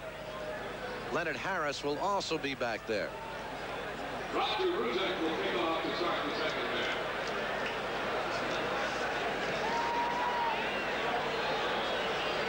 This is number 80, Leonard Harris, and he's in a pack of trouble here. Cannot get around John Joyce, who got his arm out and took him down at the 11-yard line, number 47 for the Generals. So it's 1st and 10 for Denver, back at their own 11-yard line, and the quarterback will be Ken Hobart. So Hobart comes back in and gets another shot right here. Sam, you surprised? Well, a little bit, yeah. When you're down by 20 points and you've got a scrambling quarterback with Penrose sitting on the sidelines, and he was the starter prior to that injury, I am a little surprised, because Hobart certainly did not look good in the first half. Bill Johnson is the tailback now. Harry Sidney, the upback. And John Arnold, number 84, coming in motion. Here's Bill Johnson. Johnson gets up to the 15-yard line as he was cut down from behind by John Preston. And a gain on the play of about 4 yards. It'll be 2nd down and 6 coming up for Denver. And although the Hobart did not look very good in the first half, they did not run the ball very effectively. There you see him picking up 4 or 5 yards on the first down. Play was designed to go off tackle, broke to the outside on his own. In the first half, they had 34 yards and 11 carries. Got to be able to do both, run and pass the football. It is 2nd down now and 6. Johnson and Sidney remain the running backs for Denver. And a little mix-up there. Johnson takes the handoff. James Lockett meets him head up and pushes him back after he gets about a yard. And just a complete mix-up on that handoff. You got to remember that Ken Hobart has not been with the team that long. He joined the team 6 weeks ago from Jacksonville, and obviously a foul up in the handoff. Some confusion. He said when he left Jacksonville, it was like getting out of prison on the telephone hookup during the week. Very unhappy in Jacksonville, and evidently several other players have complained about the situation in Jacksonville. You ever been in Jacksonville? I don't want to get any calls. 3rd down, they're talking about the football team, folks. 3rd down and 4. Hobart in a passing situation. He's in trouble, and he does get rid of the football, but they're going to call it a sack. They will call it a sack as Frank Mathies got to him. And it'll be 4th down coming up for the Denver Gold. Let's see how Mathies gets to him. We had been told prior to the game that he would be just floating in the middle, not trying to put on the great pass rush, but more to contain Hobart. That time he just beat the defensive man, and he got to Hobart. Good rush by Mathies. Back deep for the Generals is Tim White. Mathies, who brings a lot of fans with him. He was born in Paterson, New Jersey, and went to Montville, New Jersey High. And from deep in his end zone, Brian Spellman kicks it away. Good kick. Beautiful kick. At the 35, Tim White, 40, 45. Oh, look at this young man go. And he's taken down at the 47-yard line. Wall Michaels very high on Tim White. John Kimmel is the man who came up to make the stop, and an excellent return after a beautiful kick. It was a 56-yard kick, 17-yard return. They say it's possible to outkick the coverage. He may have done it that time. Exciting player. He's got one man to elude there. One guy was down there, actually another one, and he picked up one block, eluded the second would-be tackler, and then picked up some good yardage on his own. We're back live now. General's first offensive play of the 2nd half, and here is Maurice Carthen. David Dumars cannot catch him, and Carthen down the sidelines, out of bounds at the 20-yard line. Steve Trimble forcing him out of bounds. Now Carthen needed 81 yards to reach the 1,000 mark on the season. And now Maurice Carthen with 67. Now this was a guy who was supposed to be a blocker. Watch him turn on the speed, and once again he outruns David Dumars, the strong safety for Denver. He simply flat out beat him in a foot race, and that's not something you see done all the time. A fullback outrunning a defensive back. Dumars, their leading tackler, coming into today's game with 115 tackles. Carthen has it all. Carthen has 20 yards on that play, and a first down for the Generals at the Denver 29-yard line. Sipe gives to Walker on the end around. This time it goes to Timmy White, and White is taken down at the 17. On the reverse, White came around on the carry. Nate Miller brought him down, but Timmy gets 8 more yards. Well, Timmy White was in the football game for one play last week. The same play, a reverse. A play in which he had 9 yards last week, a little more effective today. He's got the speed. You've got to go with speed today, with a passing game being what it is, the rules favoring that. Made a lot of moves on that one defender, but guy wound up making the tackle anyway. Make it 11 yards on that carry, and a first down at the 18-yard line. Make it the 17-yard line of the Denver goal.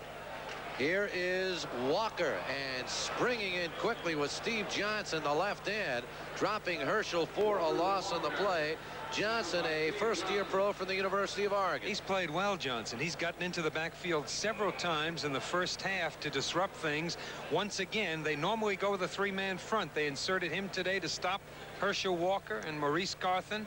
And Johnson does the job. Got good penetration upfield and pulled down the ball carrier. A loss of 3. It is now 2nd and 13 for New Jersey. The wide receivers are Clarence Collins and Danny Knight.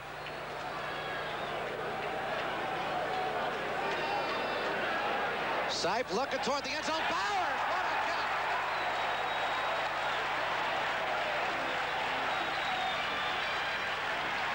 Fordham Sam, and what a catch and a rifle pass over the middle. Well, you can talk about throwing on first down, throwing in short yardage situations on third down, laying up the football to keep the defense honest, but it still comes down to timing between the quarterback and the receiver, and touch as far as the quarterback is concerned. Looked off the defenders, looked to his left, released the ball at the right time, and Bowers was right there to catch it at the goal line. A super reception for Sam Bowers, his second touchdown catch of the season. And here's the extra point by Ruzek, and the Generals lead it by a score of 27-0. Did not take long. 48-yard drive. Maurice Carthan carries for 20, 11 yards. White, and then the bomb over the middle. One last comment. Good pass protection. Offensive line did a good job for Sipe. And a super catch by Sam Bowers. Generals lead it 27-0 game. And once again, Brian Sipe throws to his tight end. He likes tight ends, doesn't he? Well, perhaps one of the reasons for that is Herschel Walker.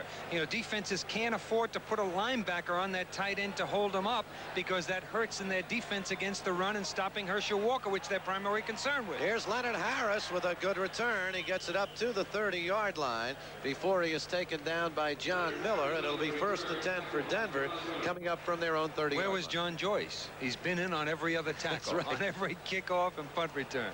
4 plays, 48 yards. It took only a minute 59, and the Generals lead it now by a score of 27-0.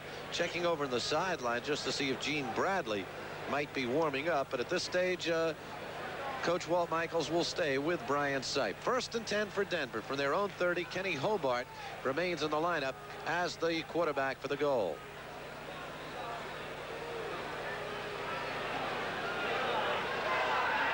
He's running out of time. He finds Sidney. Sidney back past the line of scrimmage, gets 6 yards in the play. Taken down at the 36. Bob Leopold and Ken Johnson in the stop for New Jersey, but a gain of 6. It'll be 2nd down and 4. Those experienced linebackers, Bob Leopold being one of those with a great deal of experience, have really helped the Generals' cause this year. There's no substitute for experience. Harry Sidney, the leading rusher for Denver, only 4 carries, 14 yards today. Generals have stopped their running game. And it's tough to run when you fall behind early. You tend to start putting the ball in the air. Here's Sidney, though. He's got good yardage here in the General territory, down to the 43-yard line. Harry Sidney, the ball carrier. Tackled by Cesar. Billy Cesar in on the stop down at the General 44, so that'll help your average. Looks like the offensive linemen for Denver have suddenly come alive. There you see Yarno with a good block, and he had a big hole up the middle. Watch the size of this hole.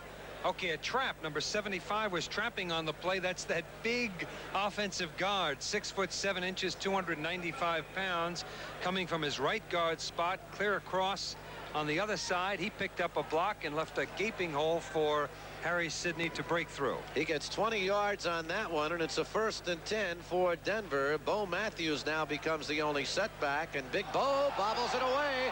Generals are going to recover. John Joyce on the football. You asked about Joyce, Sam DeLuca. Well, there he is. I don't know what happened to Bo Matthews. I didn't see him get hit. I don't think he ever had the handoff. Matthews, of course, a #1 choice of the San Diego Chargers.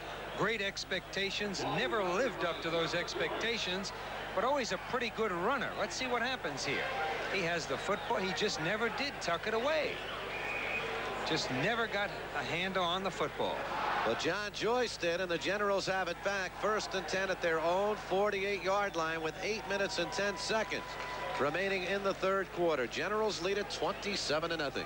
Walt Michaels has got to be pleased. I think that they're still building confidence. Hey, we are as good as the Philadelphia Stars with that 16-1 record. Of course, the Generals play the Stars next week, and probably in the first game of the playoffs. Here's Rod Pegues in the lineup for the first time, and he turns a no gain into a 3-yard pickup. Steve Trimble stops him down at the Denver 49-yard line. So Pegues makes his first appearance of the afternoon in the lineup, replacing Herschel Walker. Pegues, of course, was a quarterback in college, and I believe he had the big pass, the touchdown pass, 44 yards to Herschel Walker last week on a halfback option. put on a pretty good move there. Good running. Let's look at it again from a different angle. Break to the outside.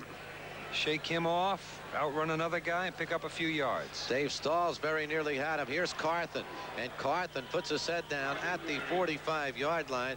Bruce Huther, number 59, the man in on the stop for Denver. It'll be a 3rd down coming up for the Generals. 3rd and a long 3. You know my attitude about running with a football. The team that rushes for more yardage usually wins. Not always. That certainly has been the case with the Generals.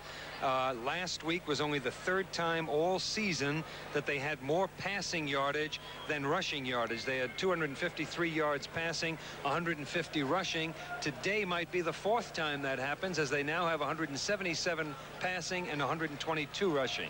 Generals 4 for 6 on 3rd down conversions, and here is Carthen. I believe he may have gotten enough for the 1st down before Darrell Hempel just bopped him back. It depends on where the ball is placed. I think he had it. Once again, pretty good pass protection. There you see 2 offensive linemen on 1 defender. Sipe unloads the football, but defensive man was all over him. Not much of a chance to pick up yardage on the play. Obviously, the yardage had to come after the catch. They're going to measure, but I don't think there's any doubt. I think it's a 1st down, Sam. By half a football.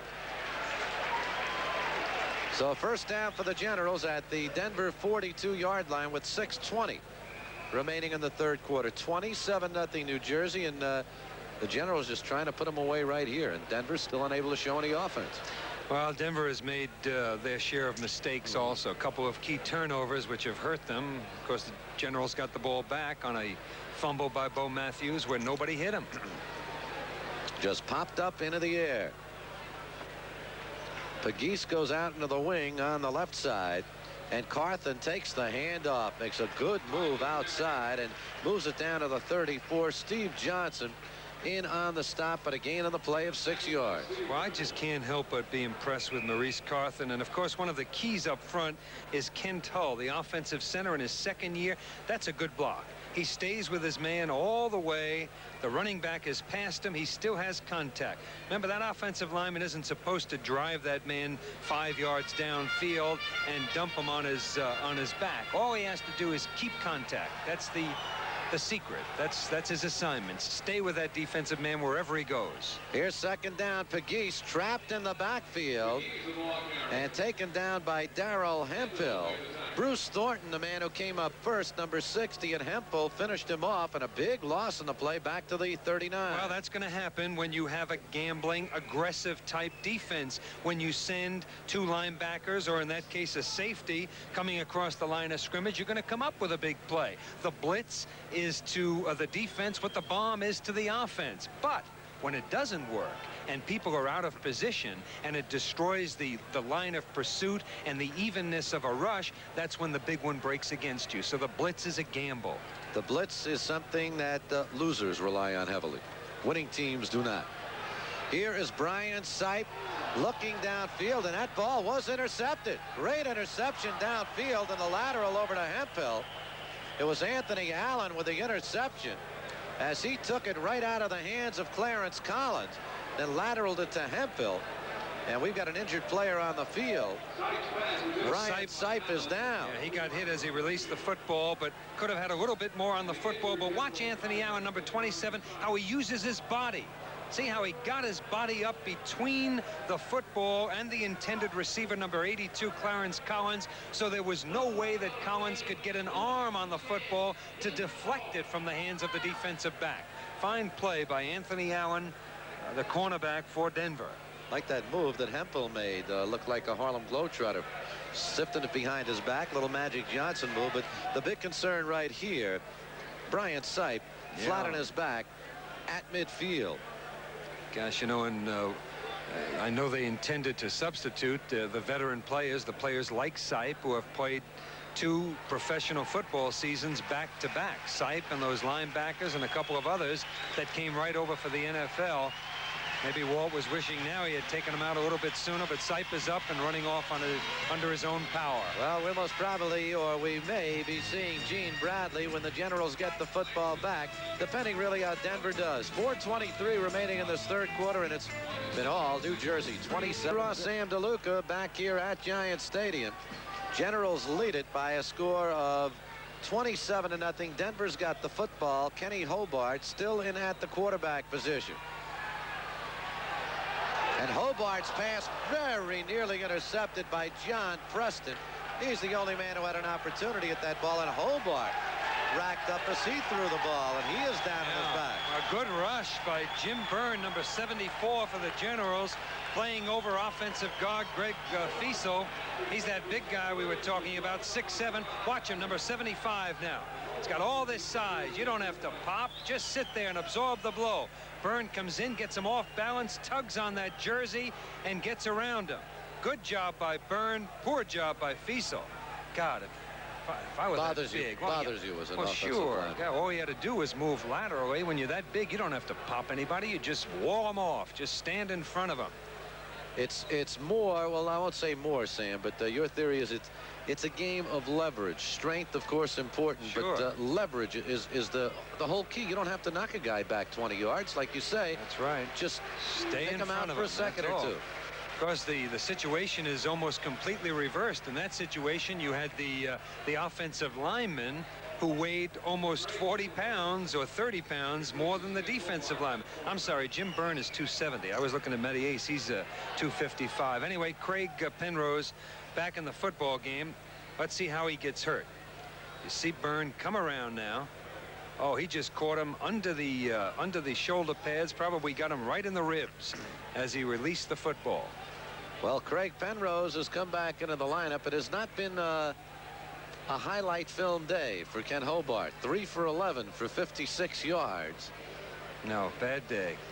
Scrambling quarterbacks will do that. They'll look great one week, and then the next week everything just falls apart. Of course, he hasn't had much of a running game or any other help, really. And they've had the turnovers, which have put him in a hole. Bad field position on several occasions. Harry Sidney with 5 carries for 33 yards, but he got 20 of those yards on 1 pop. Vincent White and David Preston are now the running backs as they operate out of the shotgun. Here is Penrose throwing downfield, incomplete, intended for Neil Balholm, number 82, and John Joyce. Getting downfield pretty quickly for a linebacker. That time Fiesel did a good job on Jim Byrne. Just stood up, put those arms out. Let's take a look at the receivers coming downfield. You see the bump as they come off the line of scrimmage. Now, obviously, the defender there expected help, and he did have it deep from the safeties. That was probably the 5 short, 2 deep coverage that the Generals are in quite often. 3rd down and 10 now for Denver. 3:56 remaining third quarter. 27-0 New Jersey. Denver needing a win here today to keep its playoff hopes alive. And here's Penrose. Over the middle, it is complete up to the 40-yard line to John Arnold. And that's going to be enough for a Denver first down.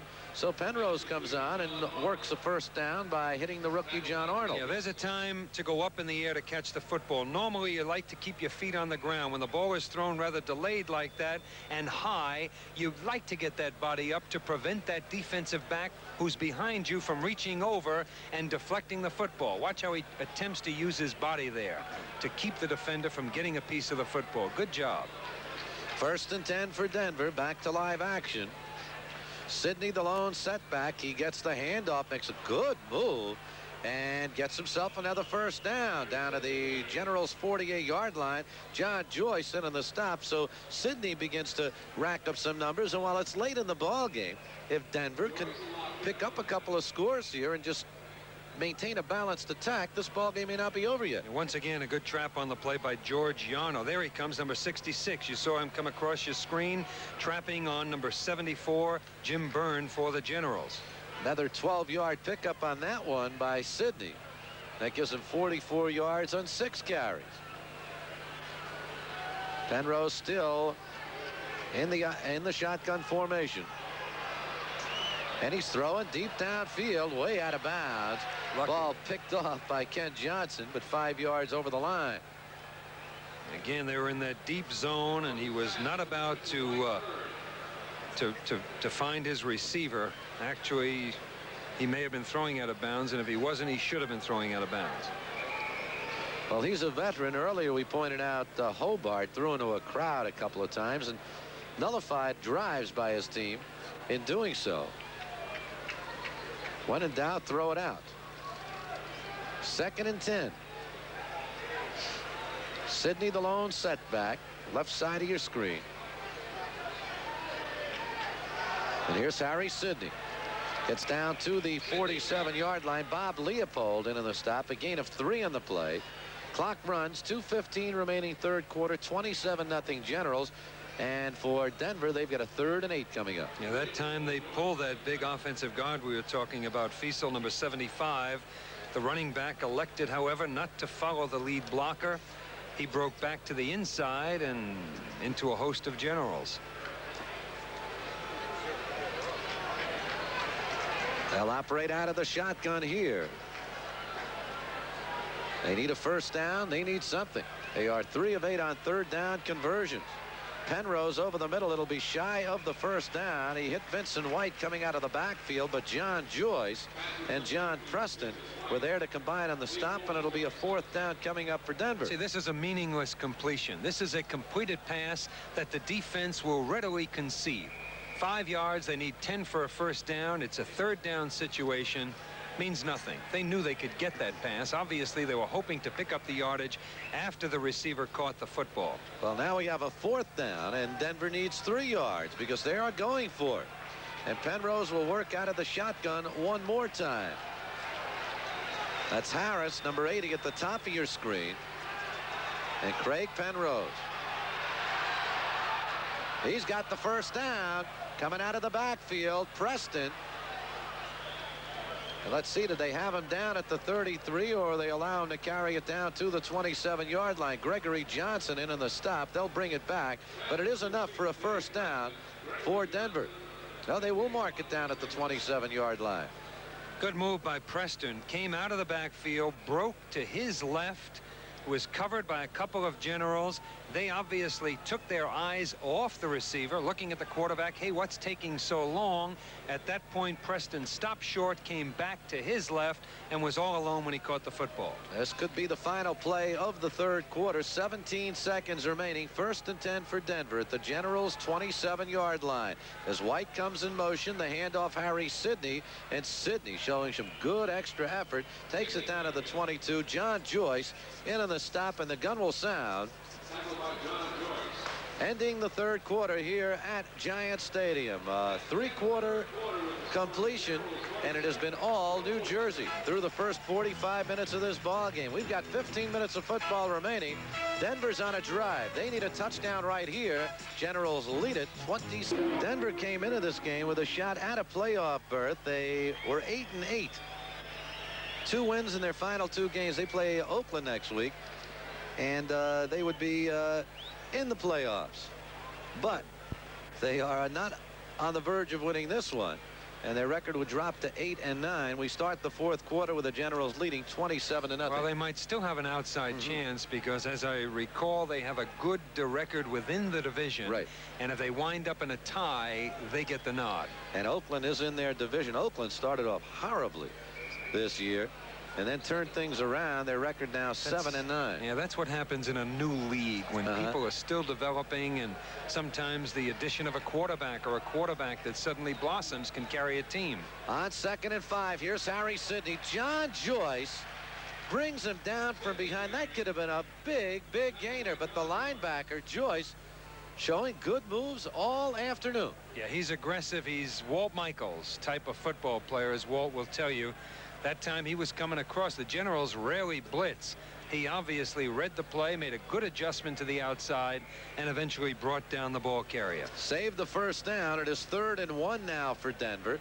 Down at the General 23-yard line, and Bo Matthews will come back into the lineup. Yeah, experience at linebacker is really important. At the snap, the line goes forward, the secondary goes backwards, but the linebacker takes no initial action. He's got to hold and read, run or pass, and then react. The great ones seem to do it instinctively, but experience certainly helps. There is Sidney looking for the first down. He may not have gotten it. Tom Woodland, the nose tackle, led the charge there. Matty Ace, number 74, was also there, and 47 one more time, John Joyce. Now let's take a look at Joyce. Comes up, reads the run, fills the hole, get up there quickly. Couldn't get a clean shot on the ball carrier, but he filled the hole, forced the ball carrier to run into one of his teammates. And it makes it a 4th down. The first down save there. 4th down, less than a yard for Denver. It's the second time in this drive they have gone for a 4th down conversion. Bo Matthews and Harry Sidney are the running backs. And Sidney has the first down and more. Down to the 10-yard line. It'll be goal to go coming up for Denver. Gregory Johnson, number 27, in on the stop, but this Denver drive continues just inside the 10-yard line. Denver down 27-0, but still running with a football. You've got to remain balanced. You've got to remain unpredictable. This time they get the first down, more yardage. Good run. He's a good runner. Picked the hole. Found the hole. Cut back, started to go to his right, saw it developing to his left, and he found the open area. From the 10-yard line, it is 1st and goal. That ball is just resting on the 10-yard line. And the handoff goes to Preston, and he is wrestled down to the ground. The first man to get to him was Maurice Clemens, number 59. And no gain on the play, perhaps a bit of a loss. And also Jim Byrne, once again, number 74, who was a nose tackle, who had been playing well against the run all year. Coming from the right side, I think you're going to see he got in there late that time. Tom Woodland did not, though. Number 71 coming up with the big play on that one. A loss on the play, back to the 11. 27-0 New Jersey. 12:20 remaining in this 4th quarter. This is Vincent White. And the Generals string that one outside, and Gregory Johnson forces him out of bounds. Another loss. Ideally, that's the way you would like to do it. If everyone is following through and doing his assignment properly on that defensive unit, that's what should happen. The ball carrier should be almost compelled to run outside. No place to run. Form that picket fence in front of him. And there you see Gregory Johnson coming up and forcing him out of bounds. Tom Woodland, number 71, is 6'1", 270 pounds. Looking very good in this series, Sam. Yeah, he, of course, is the nose tackle ordinarily. When the Generals are in that 3-4 alignment, they've been in a 4-man front most of the day. It is 3rd and goal now for Denver, and they're back at the 15. And Penrose is clobbered as he got rid of the football, hit by John Preston.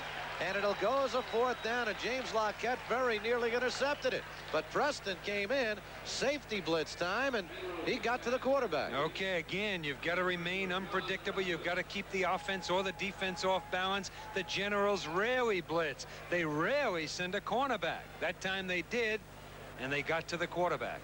So it is now 4th down and goal at the 15-yard line. And Craig Morton doesn't want 3 points. That means nothing right here. He needs 7. And on 4th and goal, he has 3 wide receivers in the ball game, and he'll work out of the shotgun formation.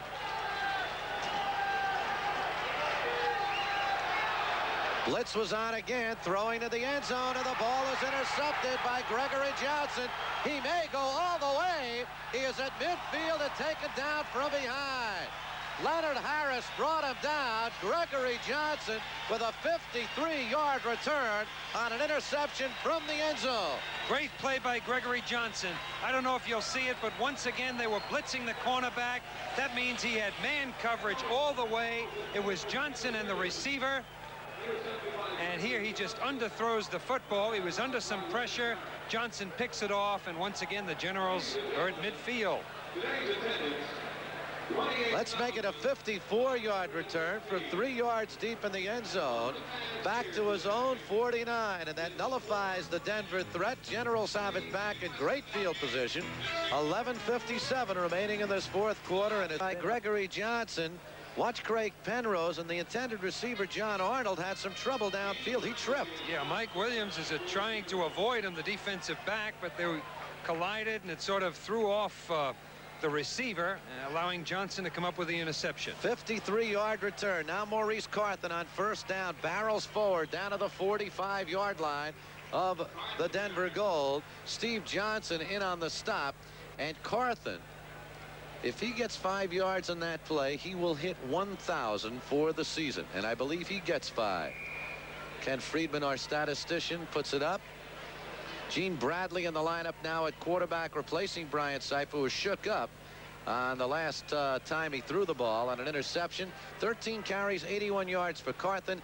He joins Herschel Walker as a 1,000-yard gainer, only the 4th time in football history that a team has had 2,000-yard gainers in the same season. And Carthen adds to that total right here with a first down to the 40-yard line. Steve Trimble in the stop. No doubt that he has at that time. I thought he had only 4.5 on the last play.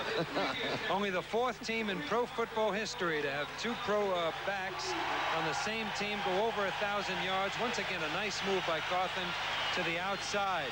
That's the what other the cheer is for, by the way, for Maurice Carthen. Yeah, the other 4 teams, it was the other 3 teams, the 72 Dolphins, the 76 Steelers, and last year's Chicago Blitz.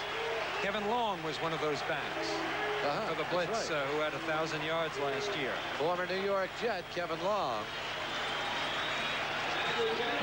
Well, Don Calhoun, the former New England Patriot, will come into the lineup now.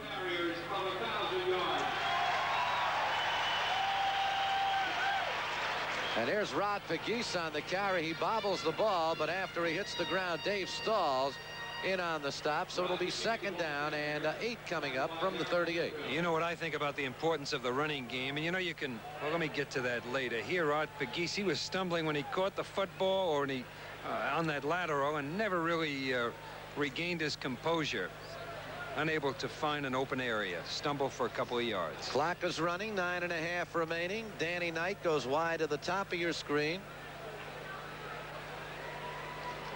The running backs, the tailback Pegues, the up back is Don Calhoun. On 2nd down, Rod Pegues. And Pegues gets only down to about the 36-yard line. Gain on the play of 2 yards. Steve Trimble in the stop. Bruce Huther losing his temper a wee bit there, and comes up and has some words for Doug Mackey, number 73, the General's left tackle.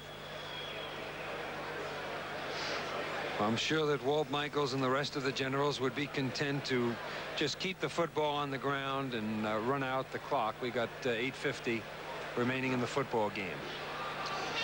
We have not received word on Brian Sipe's condition, but Sipe shook up when he threw the ball the last time the Generals had it, and he was intercepted. Here's Gene Bradley to pass. And that one very, very nearly intercepted as Tom Sullivan, who picked one up earlier, cut in front of Sam Bowers. Sullivan with one of the 2 interceptions today for Denver, and it'll bring up 4th down for New Jersey. Reading the defense, I don't know if you'll see it, but Danny Knight was all alone on the in the left flat. No, he never did get a shot of it, but Bradley just didn't see him. So we've got a 4th down here, and we've got a lengthy 54-yard field goal attempt by Roger Ruzek.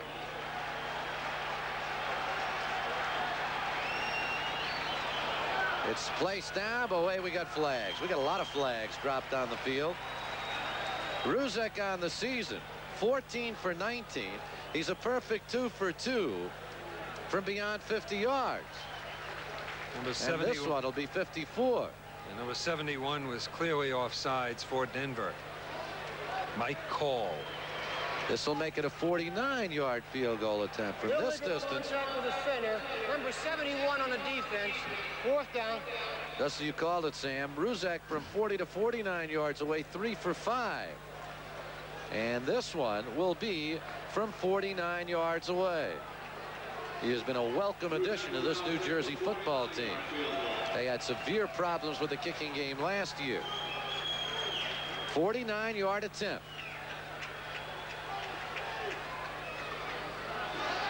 It sails. It has the distance, but it is just wide.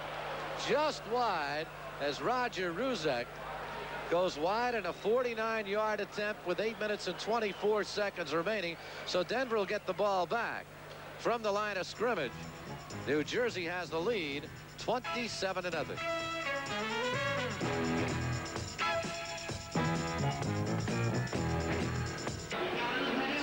Here you see Brian Sipe on the sidelines, and when he turns a bit, you can see he looks like he has an ice pack up on that right shoulder of his when he got hit after throwing that last interception. I doubt if it's serious. Otherwise, he would have his shoulder pads off and the jersey off, and the ice would be directly on the injured area.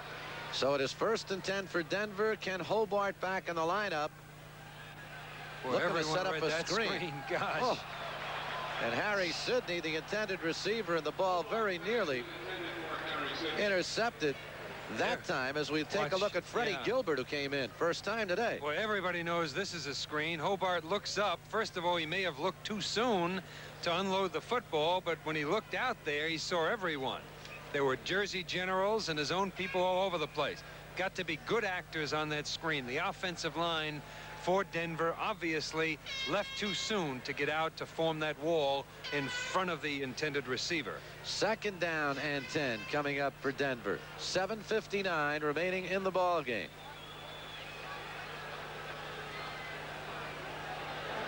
Hobart finds his man, but he slips down to the turf. Bob Nizolik, the tight end. You know, it could have been a pretty good gain. Instead turns into 1 but 2 yards, and it's 3rd and 8. Once again, you see the rollout, which is really a lot easier for a young quarterback. Doesn't have to sit there and pick apart the defense. Doesn't have to read as many keys. It's usually 1, possibly 2 receivers that he can throw to. Short man to deep man. Watch the man in between, the defender in between. If he comes up, throw deep. If he drops deep, throw short. In trouble is Hobart. He finally throws, and a lunging grab. Arnold up at the 43-yard line. And a good reception it is, and it's enough for a Denver 1st down.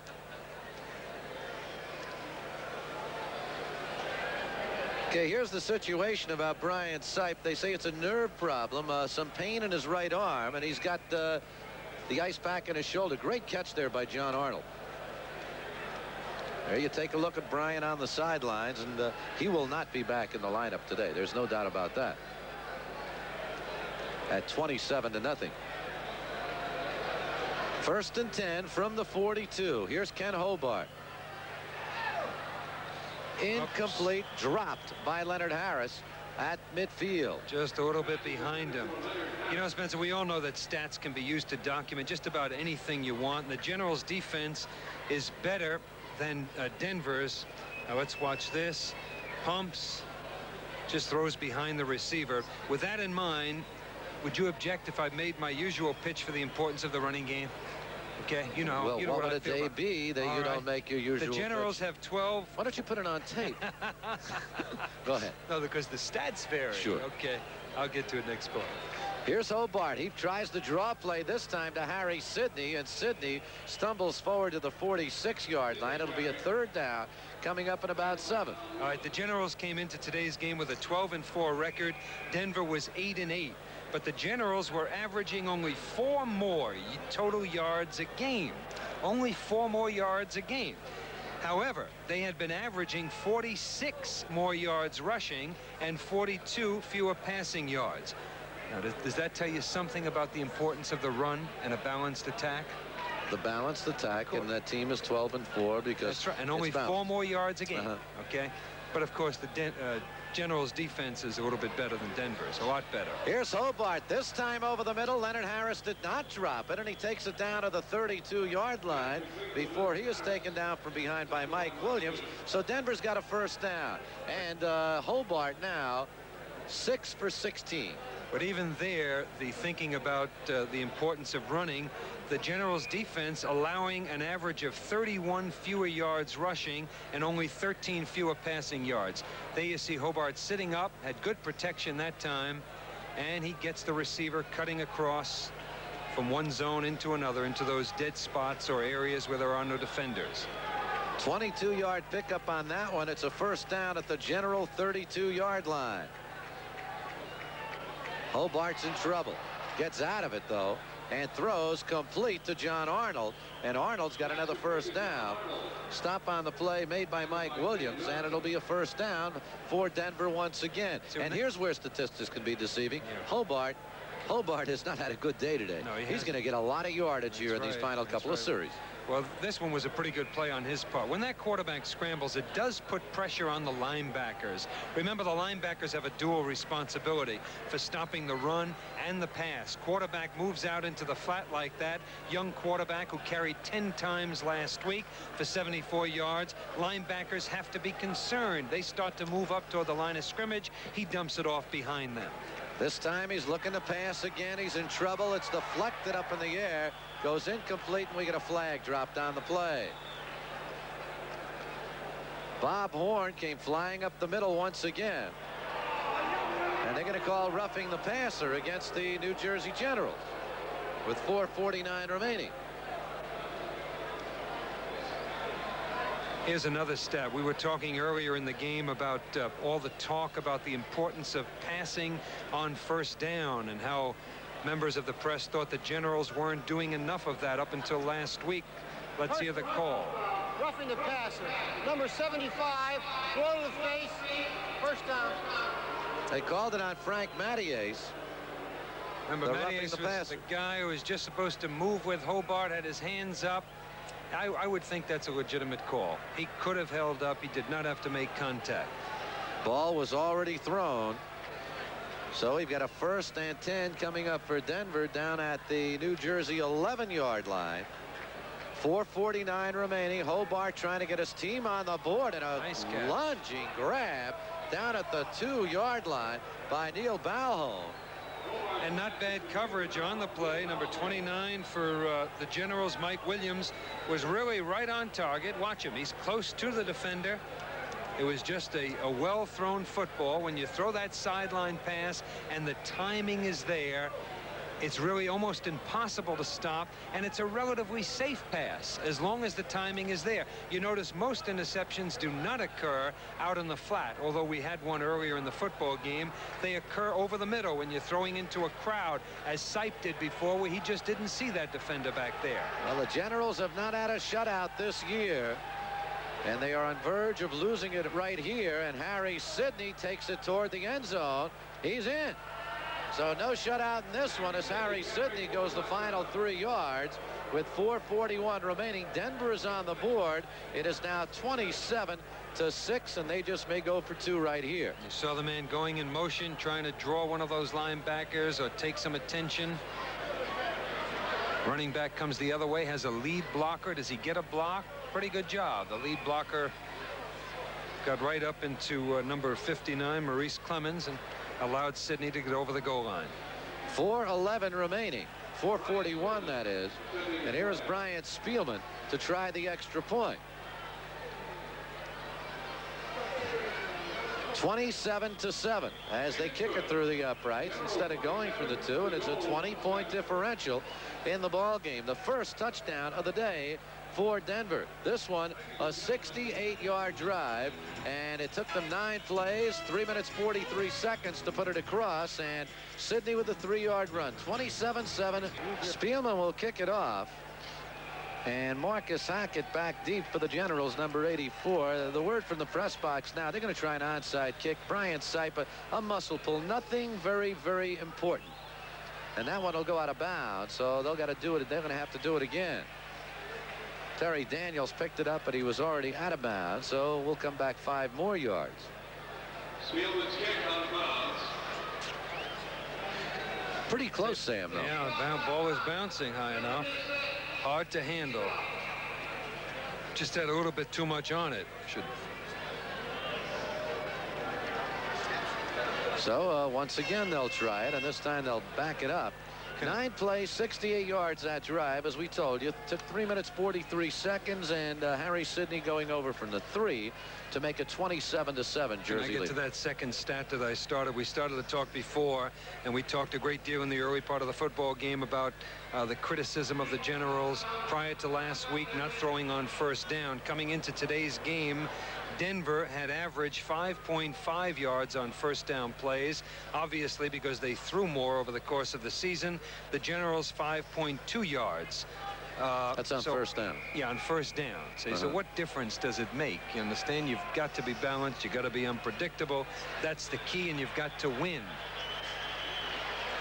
Well, Denver started that motion move to one side of the field, and then the ball fell off the tee.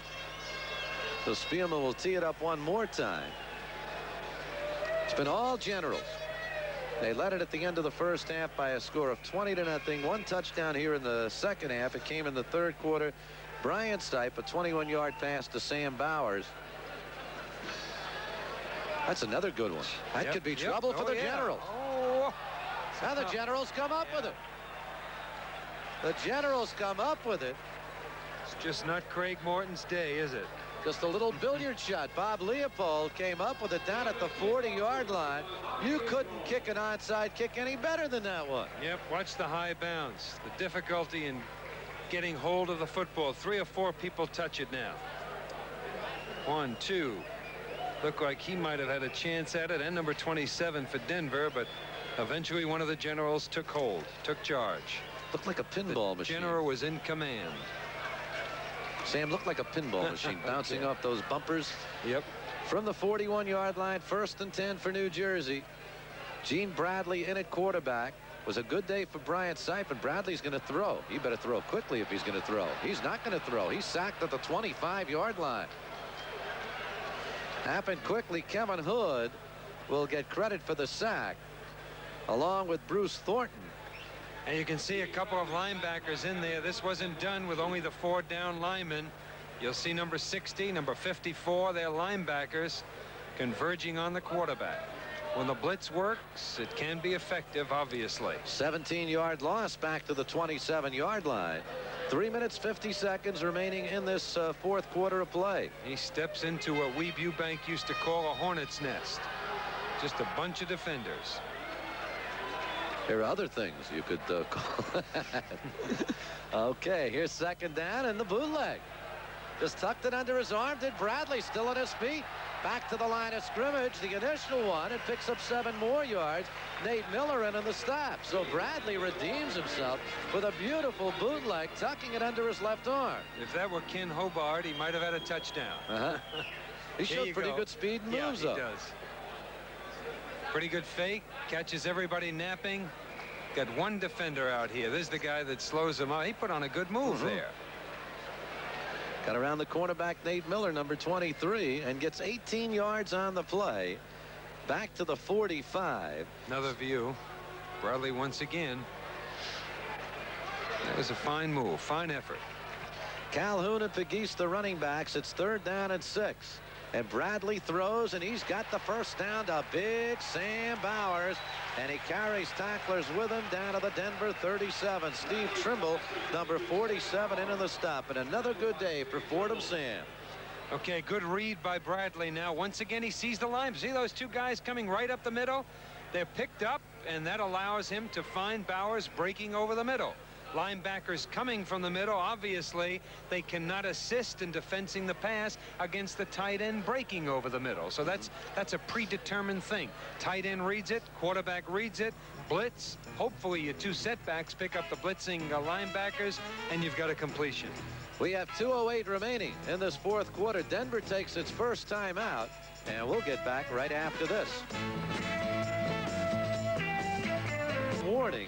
And the Generals with a first down at the 38-yard line of Denver. So Brian Stipe's condition, despite the injury today, they say it's minor. He'll be back. Stipe with a 12 for 20 performance for 181 yards, 3 touchdowns, 2 interceptions.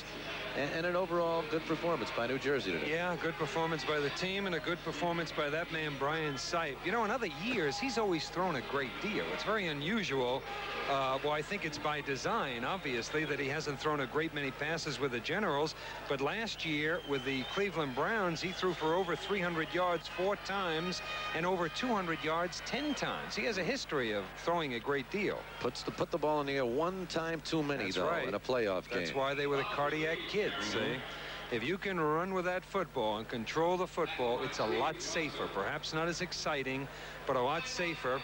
And I had one more stat to indicate that the Generals have been throwing a lot more. We did one other game this year, that Federals game down in Washington 5 years ago. At that time, the Generals had thrown 1 pass for every 1.96 running plays. That has now dropped to 1 pass to every 1.67 running plays in 5 weeks. So they are throwing more. Throwing a little bit more. Let's take a break right here. Timeout Denver, minute 51 remaining. Generals lead 27 for the Generals, and they need 7 from the Denver 36-yard line with a minute 51 remaining. New Jersey leading 27-7. And this is Rod Pegues. And Pegues, good speed. He's got the first down at the 28-yard line. Sam, you know, funny thing, I mentioned Brian Sipe. I said he threw 1 pass too many. And, of course, I was referring to the one that was intercepted in the bitter cold in Cleveland that day when the Browns possibly could have gone on to a Super Bowl. And then you point out, you know, the 4 games with over 300 yards as we watch Rod Pegues run here. People tend to accentuate negatives. I mean, with people, Ralph Branca, they say he gave up a home run to Bobby Thompson. He won 21 games one year. Fran Tarkin didn't win a championship, but he brought his team to the Super Bowl so many times. Don Newcomb won 27 games. They said he couldn't win the big one. You got to win a lot of big ones before you get a chance to lose a real big one. Comment on Sipe. He was the MVP in the NFL back in 1980. Here's Don Calhoun with a carry. And Calhoun may go all the way. He is taken out of bounds at the 8-yard line from behind by Darrell Hemphill, and a flag is also dropped. Could be a face mask call on Hemphill. Don Calhoun, many of his years with the New England Patriots.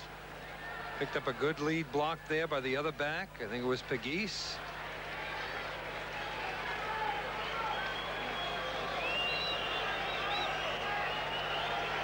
And let's see what the call is going to be. Ball was at the 8.